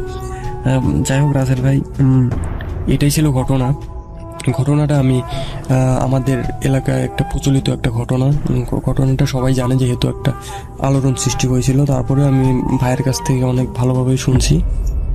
তারপরে তারা কোচিং তো আর করে না। আমি তো লুজিংবাড়ি থেকে কোচিং শেষ করে পরীক্ষা দিয়ে তারপরে ইয়াতে গেছি। যাই হোক, ওই ভাইটা এখন বাংলাদেশ সেনাবাহিনীতে চাকরিতে নিযুক্ত আছে। আমি পরিচয় দিচ্ছি না কারো। যাই হোক, আশা করি আপনার ঘটনাটা ভালো লাগবে। আর ঘটনাটার সত্যতা আমি বলতে পারি 100%, কারণ ঘটনাটা অনেক ভালোই, সারা আমাদের গ্রামে সবাই প্রায় জানে। আমি এখন যেহেতু আমি আমাদের গ্রামে নেই, বর্তমানে আমি রংপুরে অধ্যয়নরত আছি, রংপুর।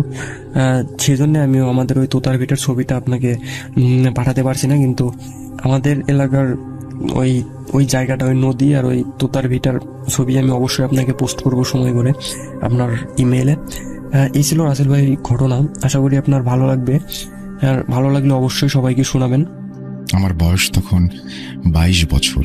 আমি বর্তমানে গ্র্যাজুয়েশন করছি, ফার্স্ট ইয়ারে পড়ছি রাজশাহী সরকারি কামরুজ্জামান ডিগ্রি কলেজ। সেই 2013 থেকে আপনার অনেক বড় ফ্যান আমি। যেখানে ভূতের ভয় সেখানে ভূত এফএম শুরু হয় বলে আমি মনে করতাম। আর যখন ভূত এফএমের কথা উঠত, তখন ভেসে আসা সেই রাত 11:59 বলা মানুষটাই আপনি রাসেল ভাই। এখন অনেক মিস করি আপনাকে, মিস করি সেই সময়টাকে। যখন শুনলাম শোটা বন্ধ হয়ে গেল, মনে মনে অনেক কষ্ট পেয়েছিলাম। যাই হোক, আমি আনন্দিত যে আপনি আপনার নতুন শো শুরু করেছেন। আবার সেই চেনা মানুষটার গলায় ভূত.com শোনার মজাই আলাদা।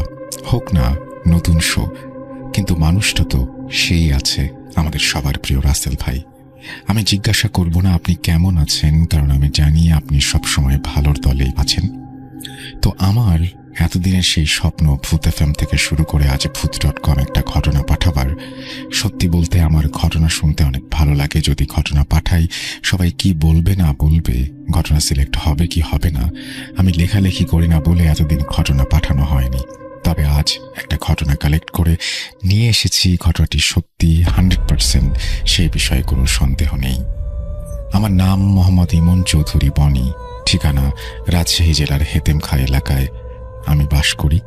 ঘটনাটি আমার না, আমার বন্ধুর মায়ের সাথে ঘটে যাওয়া একটা ঘটনা, তাই আমি আমার মায়ের মতো করে বলার চেষ্টা করছি। যদি ভুলভ্রান্তি হয়ে থাকে ক্ষমা সুন্দর দৃষ্টিতে দেখবেন। লেখালেখির কোনো অভিজ্ঞতা নাই, অগোছালো লেখা, একটু পরেই বুঝতে পারবেন।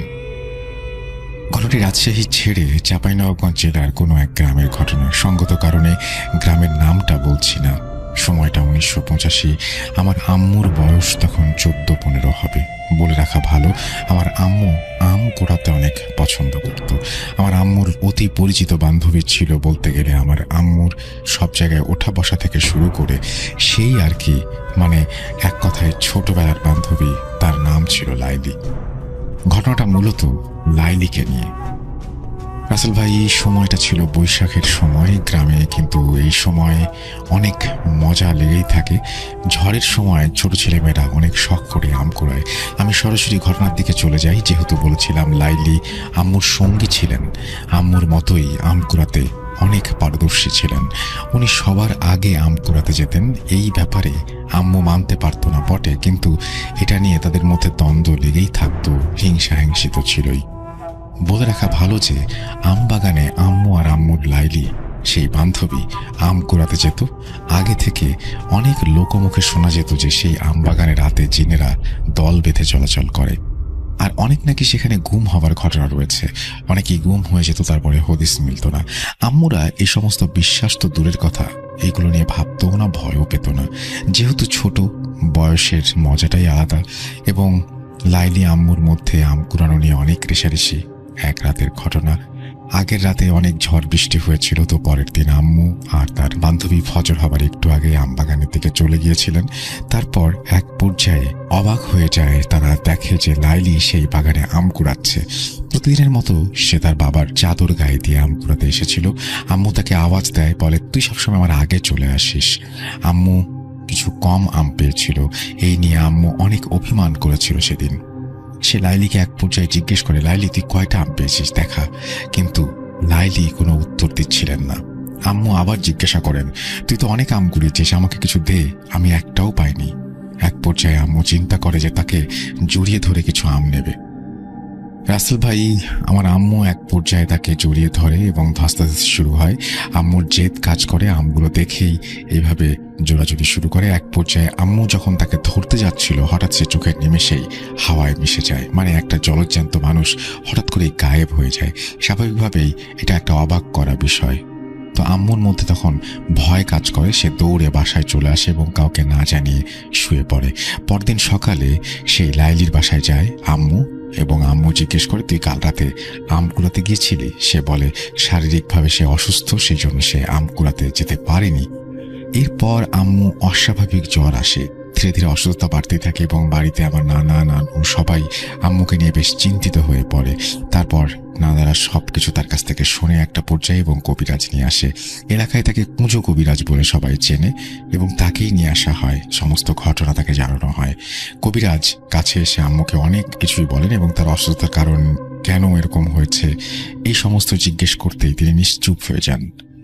এবং বিস্তারিতভাবে কবিরাজ একসময় জানান তার জিন হাজির করার মাধ্যমে। এবং বলে রাখা ভালো, আম্মুর শরীরে প্রচুর জ্বর ছিল, ঠিকমতো আম্মু খেতে পারছিল না, কথাও বলতে পারছিল না। এরপর কবিরাজ তার জিন দ্বারা জানতে পারে যে আম্মু যখন তার প্রিয় বান্ধবী লাইলি ভেবে তার সাথে জোড়াজুড়ি করছিল, ধস্তাধস্তি করছিল, সেটি আর কেউ নয়, সেটি ছিল একটি জিন। এবং জিনটা তাকে যত এড়িয়ে যাচ্ছিল, ততই আম্মু জিনটাকে জোরে চেপে ধরতে যাচ্ছিল। তাতেই এক পর্যায়ে জিনটা বিরক্ত হয়ে চলে যায়। এরপর আম্মু দৌড়ে বাসায় ফেরার সময় সেই জিনের সাথে চলাচল করা কিছু জিন আম্মুর পিছু নিয়েছিল। যেহেতু ফজরের আজান দিয়ে দেয় এবং তারা কোনো ক্ষতি করতে পারে না, তারা আম্মুর শরীরে প্রবেশ করে এবং আম্মু এত অসুস্থ হয়ে পড়ে। রিচুয়াল দ্বারা সেই জিনগুলোকে হাজির করা হয়। যখন কবিরাজ আম্মুর দেহে থাকা জিনগুলোকে হাজির করে, তখন নানি বাসার সবাই দেখতে পায় এক অস্বাভাবিক চিত্র। যেহেতু আগেই বলেছিলাম আম্মু কথা বলতে পারছিলেন না, কিন্তু তার চোখ লাল হয়ে যায় এবং এক পর্যায়ে ভিন্ন ভিন্ন গলায়, যেমন ছেলে মেয়ে কখনো এক এক রকম গলায় সে কথা বলতে শুরু করে এবং তাদেরকে বলে আম্মুকে ছেড়ে দেওয়ার জন্য কবিরাজ আবার তাদের একটা সুযোগ দেন। জিনগুলো আম্মুকে ছেড়ে যাওয়ার জন্য বা ত্যাগ করার জন্য কিছুতেই রাজি ছিল না। কিছু মন্ত্র টানা করে সে ঝাড়ফুঁক দিয়ে কিছুতেই যখন লাভ হচ্ছিল না, তখন কবিরাজ জানতে পারে যে আমাদের ঘরে একটা জান দিতে হবে। আমরা কারণ জানতে চাইলে কবিরাজ জানান যে এদিকে যখন ঝাড়ফুঁক চলছে তখন জিনদের দিক থেকেও তারা প্রতিরোধ করছে, যার কারণে কাজ হচ্ছিল না। এবং আম্মুর কাছে নাকি মোট 6টা জিন আছে। কবিরাজ বলে তাদের মধ্যে 4টা মুসলিম, 2টা হিন্দু, যার মধ্যে 5 জন পুরুষ এবং 1 জন মহিলা। এবং তারা আম্মুকে তাদের রাজ্যে নিয়ে যেতে চায়। আম্মু নাকি অনেক সাহসী এবং শক্তিশালী, যার জন্য সেখানে নিয়ে আম্মুকে দিয়ে তারা তাদের খেদমতে রাখতে চায়। আরও বলে আমি তাদেরকে বিভিন্নভাবে রাজি করানোর চেষ্টা করেছি, কিন্তু তারা কোনোভাবেই রাজি হচ্ছে না। এই বলে কবিরাজ চলে যায়। নানুরা চিন্তায় পড়ে যায়। পুরো এলাকায় খবর ছড়িয়ে পড়ে। কি হবে কিছুই ভেবে পাচ্ছে না কেউ। আম্মু রীতিমতো সুস্থ হচ্ছিল আবার অসুস্থ হচ্ছিল, এরকম একটা অবস্থা। একদিন সকালবেলা বাসায় আমার আম্মুর দূরের এক বান্ধবীর আগমন হয়। বলে রাখি আম্মুর 3 বান্ধবী ছিল, লাইলি, তিশা এবং আম্মু। ছোটবেলা থেকেই তারা এক গ্রামে মানুষ। তিশা যে ছিল তার পড়াশোনার জন্য গ্রাম ছেড়ে চলে যেতে হয়েছিল। সঙ্গত কারণে আমি সেই জায়গার নাম বলছি না যে কোথায় তিশা ছিলেন। তিশা কিন্তু আম্মুর রোজ খোঁজ খবর রাখতেন এবং তাদেরকে সবকিছু খুলে বলে। তখন তিশা আন্টি আম্মুর এবং আব্বুর দূরের এক হুজুরের কাছে খবর নেন এবং অনেক বড় পীর তিনি, এবং তিনি সেই অঞ্চলে একটা দরগায় থাকেন। সেই দুষ্টু জিন পরীর আসর থেকে মানুষকে তিনি ছাড়াতে পারেন এবং নানাদেরকে এই ব্যাপারে তিশা সবকিছুই জানান। এবং সেই পীরের কথা বলতে থাকেন। সেই পীর 4 দিন পরে আসবেন এবং তাকে নিয়ে আসার ব্যবস্থা করা হবে। এর মধ্যে 2 দিনের দিন সকালবেলা আম্মুকে হঠাৎ বাসায় পাওয়া যাচ্ছে না। গ্রামের সবাই মিলে খোঁজাখুঁজি করার পর আম্মুকে যখন পাওয়া যাচ্ছিল না, পরে এলাকার একজন খবর দেয় আম বাগানে কোনো এক আম গাছের নিচে বসে আম্মু নাকি আম খাচ্ছিল। নানুরা সবাই মিলে গিয়ে দেখে সেই দৃশ্য, গাছের নিচে বসে আম খাচ্ছে। পরে আম্মুকে সবাই নানুদের বাসায় নিয়ে আসে। সবার ভাষ্যমতে আম্মুকে নাকি আনাই যাচ্ছিল না 4-5 জন মিলে। এভাবে নানুরা দোয়া দুরুদ যা কিছু জানতো সবকিছু পড়ে যায় এবং আম্মু একটা পর্যায়ে স্বাভাবিক হয় এবং সবাই ঘুমিয়ে পড়ে। তারপরে আম্মুকে প্রশ্ন করা হয় কি হয়েছিল, কোথায় গিয়েছিলে। যখন ঘুম থেকে ওঠার পরে জিজ্ঞেস করা হয়, আম্মু শুধুমাত্র একটা কথাই বলতে পারে যে লাইলি অর্থাৎ তার বান্ধবী আম কুড়াবে বলে নাকি তাকে ডেকে নিয়ে গেছে। এরপর নানুরা ঠিক করে বাসায় তালা বন্ধ করে রাখবে আম্মুকে। কোনো এক রুমে তাকে বন্দি করে রাখা হয় এবং কুজো কবিরাজ কিছু জিনকে রেখেছিল আমাদের বাসার চারপাশে পাহারা দেবার জন্য। নানুরা যখন রাতে কোনো সময় বাইরে যেত তখন দেখতে পেত আগুনের গোলা আমাদের বাসার চারপাশে ঘোরাফেরা করছে। আসল ঘটনা এখান থেকে শুরু। আমি আমার আম্মুর মুখে শুনেছি, রীতিমতো অবাক হয়েছি। এবং ফজরের সময় নানুর ভাষ্যমতে 4টায় সেই হুজুর পীরকে নিয়ে তিশার আব্বু হাজির হন। আমরা সবাই তাকে বসতে দিই। পীর সাহেব প্রথমে আমার আম্মুকে ডেকে আনতে বলেন। এক পর্যায়ে তিনি নানুদের উঠোনে একটি গোল বৃত্ত আঁকেন এবং তিনি বৃত্তের মধ্যে তার সমস্ত সরঞ্জাম রাখেন। তার মধ্যে ছিল একটি পানি ভর্তি কাঁসার গ্লাস, তার মধ্যে একটি তামার কয়েন রাখা হয়েছিল। একটা অবাক করা বিষয় হলো, সামনে নানুরা সবাই দেখতে পায় পানি ভর্তি গ্লাস, যেখানে কয়েন ভাসমান, ডুবছিল না, ভেসেই ছিল। এবং সেই একটা মাঝামাঝি অবস্থানে একসময় সেই কয়েনটি চলে আসে। আম্মুকে আনা হয় যথারীতি সেই হুজুর এবং আম্মু দুজনে বৃত্তের মধ্যে অবস্থান করে। এবার হুজুর সেই জিনগুলোকে আম্মুর দেহে হাজির করায় এবং কিছু পানি আম্মুর গায়ে ছিটিয়ে দেয়। তারপর আম্মু সেই আগের মতো লাল চোখ হয়ে আসে তার, এবং আম্মু কখনো পুরুষ কখনো নারী মিশ্রিত কণ্ঠে কথা বলতে শুরু করে। হুজুর অর্থাৎ পীর সাহেব সেই জিনগুলোকে বলে এই পানিতে থাকা তামার কয়েনটা ধরে তুলতে, কিন্তু জিনগুলো কিছুতেই রাজি হচ্ছিল না। পরে হুজুর তার কাছে থাকা কিছু পানি দ্বারা আমার আম্মুর শরীরে ছিটিয়ে দেয় এবং পরে আম্মুর চোখ আবারও লাল হয়ে যায় এবং সেই বৃত্তের মধ্যেই যা হবার হচ্ছিল। এভাবে হুজুর পীর চেষ্টা চালিয়ে যেতে থাকেন। জিনগুলো কিছুতেই হুজুরের কথা শুনছিল না। এভাবে সকাল পেরিয়ে বিকেল হয়ে যায়। সন্ধ্যার আগ মুহূর্তে আম্মুর দেহে থাকা জিনগুলো মুখ খোলে এবং তারা কি বলে সেটা আমরা একটু শুনি। আমি আগেই বলেছিলাম 6টি জিন ছিল এবং তার মধ্যে একটি মেয়ে জিন ছিল। মেয়ের গলায় বলে, সেই মেয়েটি বলে যে আমি তাকে দেখে শুনে রেখেছি 2 মাস থেকে। আমরা তাকে খুব ভালোবাসি, পছন্দ করি। আমার 5 ছেলের মধ্যে বড় ছেলের সাথে তার বিয়ে দিতে চাই। আমি আমার বড় ছেলের জন্যই তাকে পছন্দ করেছি। আপনি এই মেয়ে আমাদের হাতে তুলে দিন, আমি তাকে আমার রাজ্যে নিয়ে সুখে শান্তিতে রাখবো। পরে বড় ছেলের পছন্দ হয় এবং আমি আমার মত বদলাই। আমি তাকে আমাদের রাজ্যের কবিরাজ বানাবো এবং খেদমত করার জন্য, কিন্তু আমার বড় ছেলের পছন্দ না হয় আমি সিদ্ধান্ত পরিবর্তন করেছি। এরপরে হুজুর পীর বলে, আমি ওকে তোদের হাতে তুলে দেব না। একটা কুমারী মেয়ে, বিয়ের বয়স হয়েছে এবং বাবা মা তাকে নিয়ে কত স্বপ্ন দেখছে, এই অবস্থায় একটি মেয়েকে তুই নিয়ে যেতে পারবি না। হুজুরকে তারা বোঝানোর চেষ্টা করে, হুজুরও বোঝায়। মেয়ে জিনটা একটা পর্যায়ে বলে, ঠিক আছে, যেহেতু আমার কোনো মেয়ে নেই, 4টাই ছেলে, তাই মায়ের দিকে তাকিয়ে আমি এই মেয়েকে ছেড়ে দিচ্ছি। তবে যেহেতু ওর ওপরে আমার অনেক মায়া জন্মে গেছে, আমি তার কাছে আসবো না, কিন্তু দূর থেকে আমি তার খেয়াল রাখবো নিজের মেয়ের মতো করে। এরপর অস্বাভাবিকভাবে আম্মু মাটিতে লুটিয়ে পড়ে। পরে নানুরা হুজুরের পরামর্শে তাকে ঘিরে নিয়ে যায়, কিছু ঝাড়ফুঁক তাবিজ দিয়ে তাকে পরিয়ে রাখা হয় এবং অবাক করা বিষয় হলো সেই পাত্রে থাকা তামার কয়েনটা পানিতে ডুবে যায়। যেই কয়েন ভেসে থেকেছিল সেটা ডুবে গিয়ে এটাই প্রমাণ করে যে বিপদ কেটে গেছে। আজ 37টা বছর গেছে। আমার বন্ধু, সে নাকি এখনো আমার আম্মুকে একা একা কারোর সাথে কথা বলতে দেখে। সে জিজ্ঞেস করে, আম্মু কার সাথে কথা বলছো? আম্মু কোনো উত্তর দেয় না। আশা করছি ঘটনাটি সবার ভালো লেগেছে। যদি ভালো লাগে অবশ্যই শেয়ার করবেন। Thank you very much. আমাদের এখানে বানানের অনেক ঝামেলা, যার কারণে পড়তে অনেক সময় সমস্যা হয়ে যায়। আমাদের এই অপারগতা ক্ষমা সুন্দর দৃষ্টিতে দেখবেন। আমরা চলে যাব আমাদের পরবর্তী ঘটনায়। আশা করছি পুরোটা সময় আমাদের সঙ্গে থাকবেন। আমি মোহাম্মদ আশিক ইকবাল চঞ্চল বলছি সাতক্ষীরা থেকে। আমি বলে রাখা ভালো, আমি ভূত.com এর অনেক বড় একজন ফ্যান। 2015 থেকে আমি আপনাকে শুনছি। ঘটনা পাঠাতে চাই, কিন্তু পাঠানোর মতো ঘটনা ছিল না বলে আমি এতদিন কোনো ঘটনা পাঠাতে পারিনি। আমি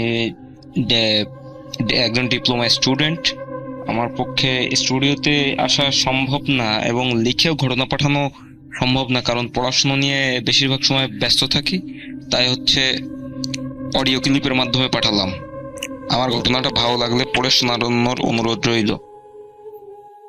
ঘটনাটা আমার বড় মামাকে নিয়ে। ঘটনাটা যে সময় ঘটে, সময়টা ছিল 1998 সালের বর্ষাকালের যে কোনো একটা সময়। ঘটনাটা আমি আমার মা, আমার নানা ও নানির কাছ থেকে শুনেছি। বলে রাখা ভালো, আমার আম্মু ছিল আমার নানা নানির প্রথম সন্তান। ঘটনাটা যেদিন ঘটে সেদিন রাতে আমার আমার নানা নানি, আমার বড় মামা, আমার আম্মু, আমার ছোট মামা, এনারা সবাই রাত্রে ঘুমাচ্ছিলেন। আমার নানি আর আমার আম্মু ঘুমাচ্ছিলেন এক ঘরে, আর হচ্ছে বড় মামা, ছোট মামা আর আমার নানা ঘুমাচ্ছিল আর এক ঘরে। হঠাৎ করে রাতের কিছুটা সময়, মানে মধ্যরাত হওয়ার পরে দেখা যায় যে আমার নানার পাশে, আমার নানাই বুঝতে পারে যে নানার পাশে বড় মামা নেই। সেই সময় নানা ঘুম থেকে উঠে সবাইকে ডাকাডাকি করে। ডাকাডাকি করার পরে বড় মামাকে কোথাও খুঁজে পাওয়া যাচ্ছে না, কোথাও খুঁজে পাওয়া যায়।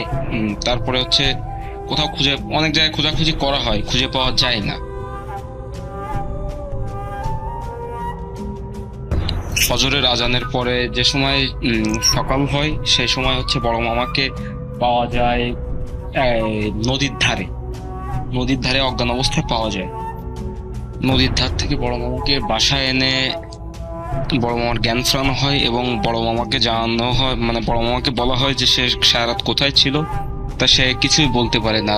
বলে রাখা ভালো, ঘটনাটা যে সময় ঘটে সেই সময় আমার বড় মামার বয়স ছিল 10 বছর। পরে আমার নানা নানি এলাকার মসজিদের ইমামের কাছে বড় মামাকে নিয়ে যায়। এবার ইমাম সাহেব আমার মামাকে দেখে বলেন যে এর উপরে খারাপ কিছু একটা আসর করেছে, আপনারা দয়া করে বড় একজন আলেমের ঠিকানা উনি দিয়ে দেন, সেই আলেমের কাছে যেতে। এইবার যেহেতু আমার নানা নানি যে গ্রামে থাকতেন, গ্রাম থেকে গ্রামের দূরত্ব একটু বেশি দূরে ছিল, তাই সেদিনকে আর যাওয়া সম্ভব হয়নি। তার 2 দিন পরে তারা হচ্ছে আলেমের কাছে যান। তারা আলেমের কাছে যাওয়ার আগে এই 2 দিনের ভিতরে ঘটে যায় এক লোমহর্ষক ঘটনা, যার সম্মুখীন তারা কেউ, মানে যে ঘটনার সম্মুখীন মানুষ হতে চায় না, কিন্তু পরিস্থিতির বশবর্তী হয়ে যেতে হয়। সেদিন রাতে আবার সবাই একসাথে ঘুমিয়েছিল। ঘুমিয়ে থাকার পরে রাতে একটা সময় আমার বড় মামাকে আবার খুঁজে পাওয়া যায় না, অনেক খোঁজাখুঁজি করা হয়, খুঁজে মোটে পাওয়াই যায় না। তারপরে সকাল হয়, সকাল হলে ইমাম সাহেবকে আনা হয়। ইমাম সাহেব বলেন কি যে তিনি যে আলেমের ঠিকানা দিয়েছিলেন সেই আলেমের সাথে যোগাযোগ করতে। তারপর আলেমকেও আনা হয়। আলেমকে আনলে আলেম তার এক জিনের মাধ্যমে বলেন যে বড় মামাকে পরীতে আসর করেছে। পরীরা 3 বোন, তার ভিতরে ছোট বোনের আমার বড় মামাকে খুবই পছন্দ হয়েছে, তাই তারা বড় মামাকে চায়। তখন আমার নানা নানি জানতে চান যে তারা তাদের সন্তান মানে বড় মামাকে কখন ফিরে পাবে। সে সময় আলেম তার জিনের মাধ্যমে জেনে বলেন যে আপাতত জিনেরা তাকে নিয়ে তাদের কাছে রাখবে না, তারা ঠিকই ফিরিয়ে দিবেন। এইভাবে হচ্ছে আপনার প্রায় 2 দিন কেটে যায়। 2 দিন কেটে যাওয়ার পরে বড় মামাকে আবার সেই অবস্থায় নদীর ধারে পাওয়া যায়। সেই সময় বড় মামা অজ্ঞান ছিল। তারপরে বড় মামার কাছে জিজ্ঞেস করা হয় যে সে কোথায় ছিল, কি বৃত্তান্ত, সে কিছুই বলতে পারে না। তারপরে আলেমের মাধ্যমে বাড়ি বন্ধ করে নেওয়া হয়। বাড়ি বন্ধ করার পরে হচ্ছে তারা আমার নানা নানিকে স্বপ্ন দেখায় যে তারা যদি তাদের বড় সন্তানকে পরিদের কাছে না দেয় তাহলে তাদের অনেক বড় ক্ষতি হয়ে যেতে পারে। এবার আমার নানা নানি পুনরায় আবার হচ্ছে আলেমের কাছে যান। যাওয়ার পরে আলেম বলেন কি যে আপনারা 5 ওয়াক্ত নামাজ কালাম পড়ুন আর আপনাদের বড় সন্তানকে যত দ্রুত সম্ভব মাদ্রাসায় সে ভর্তি করে দিয়ে আসেন, তাকে আরবি লাইনে পড়ান, দেন হচ্ছে আপনারা এই সমস্যা থেকে মুক্তি পেতে পারেন। আলহামদুলিল্লাহ রাসেল ভাই, তারপরে হচ্ছে আর কোনো সমস্যা আমার মামার সাথে হয়নি। এটাই ছিল ঘটনা। জানি না কিভাবে কি বলতে পেরেছি। যদি কোনো ভুল ত্রুটি হয়ে থাকে, আমার গুছিয়ে কথা বলার অভ্যেস আসলে নাই, যদি কোনো ভুল ত্রুটি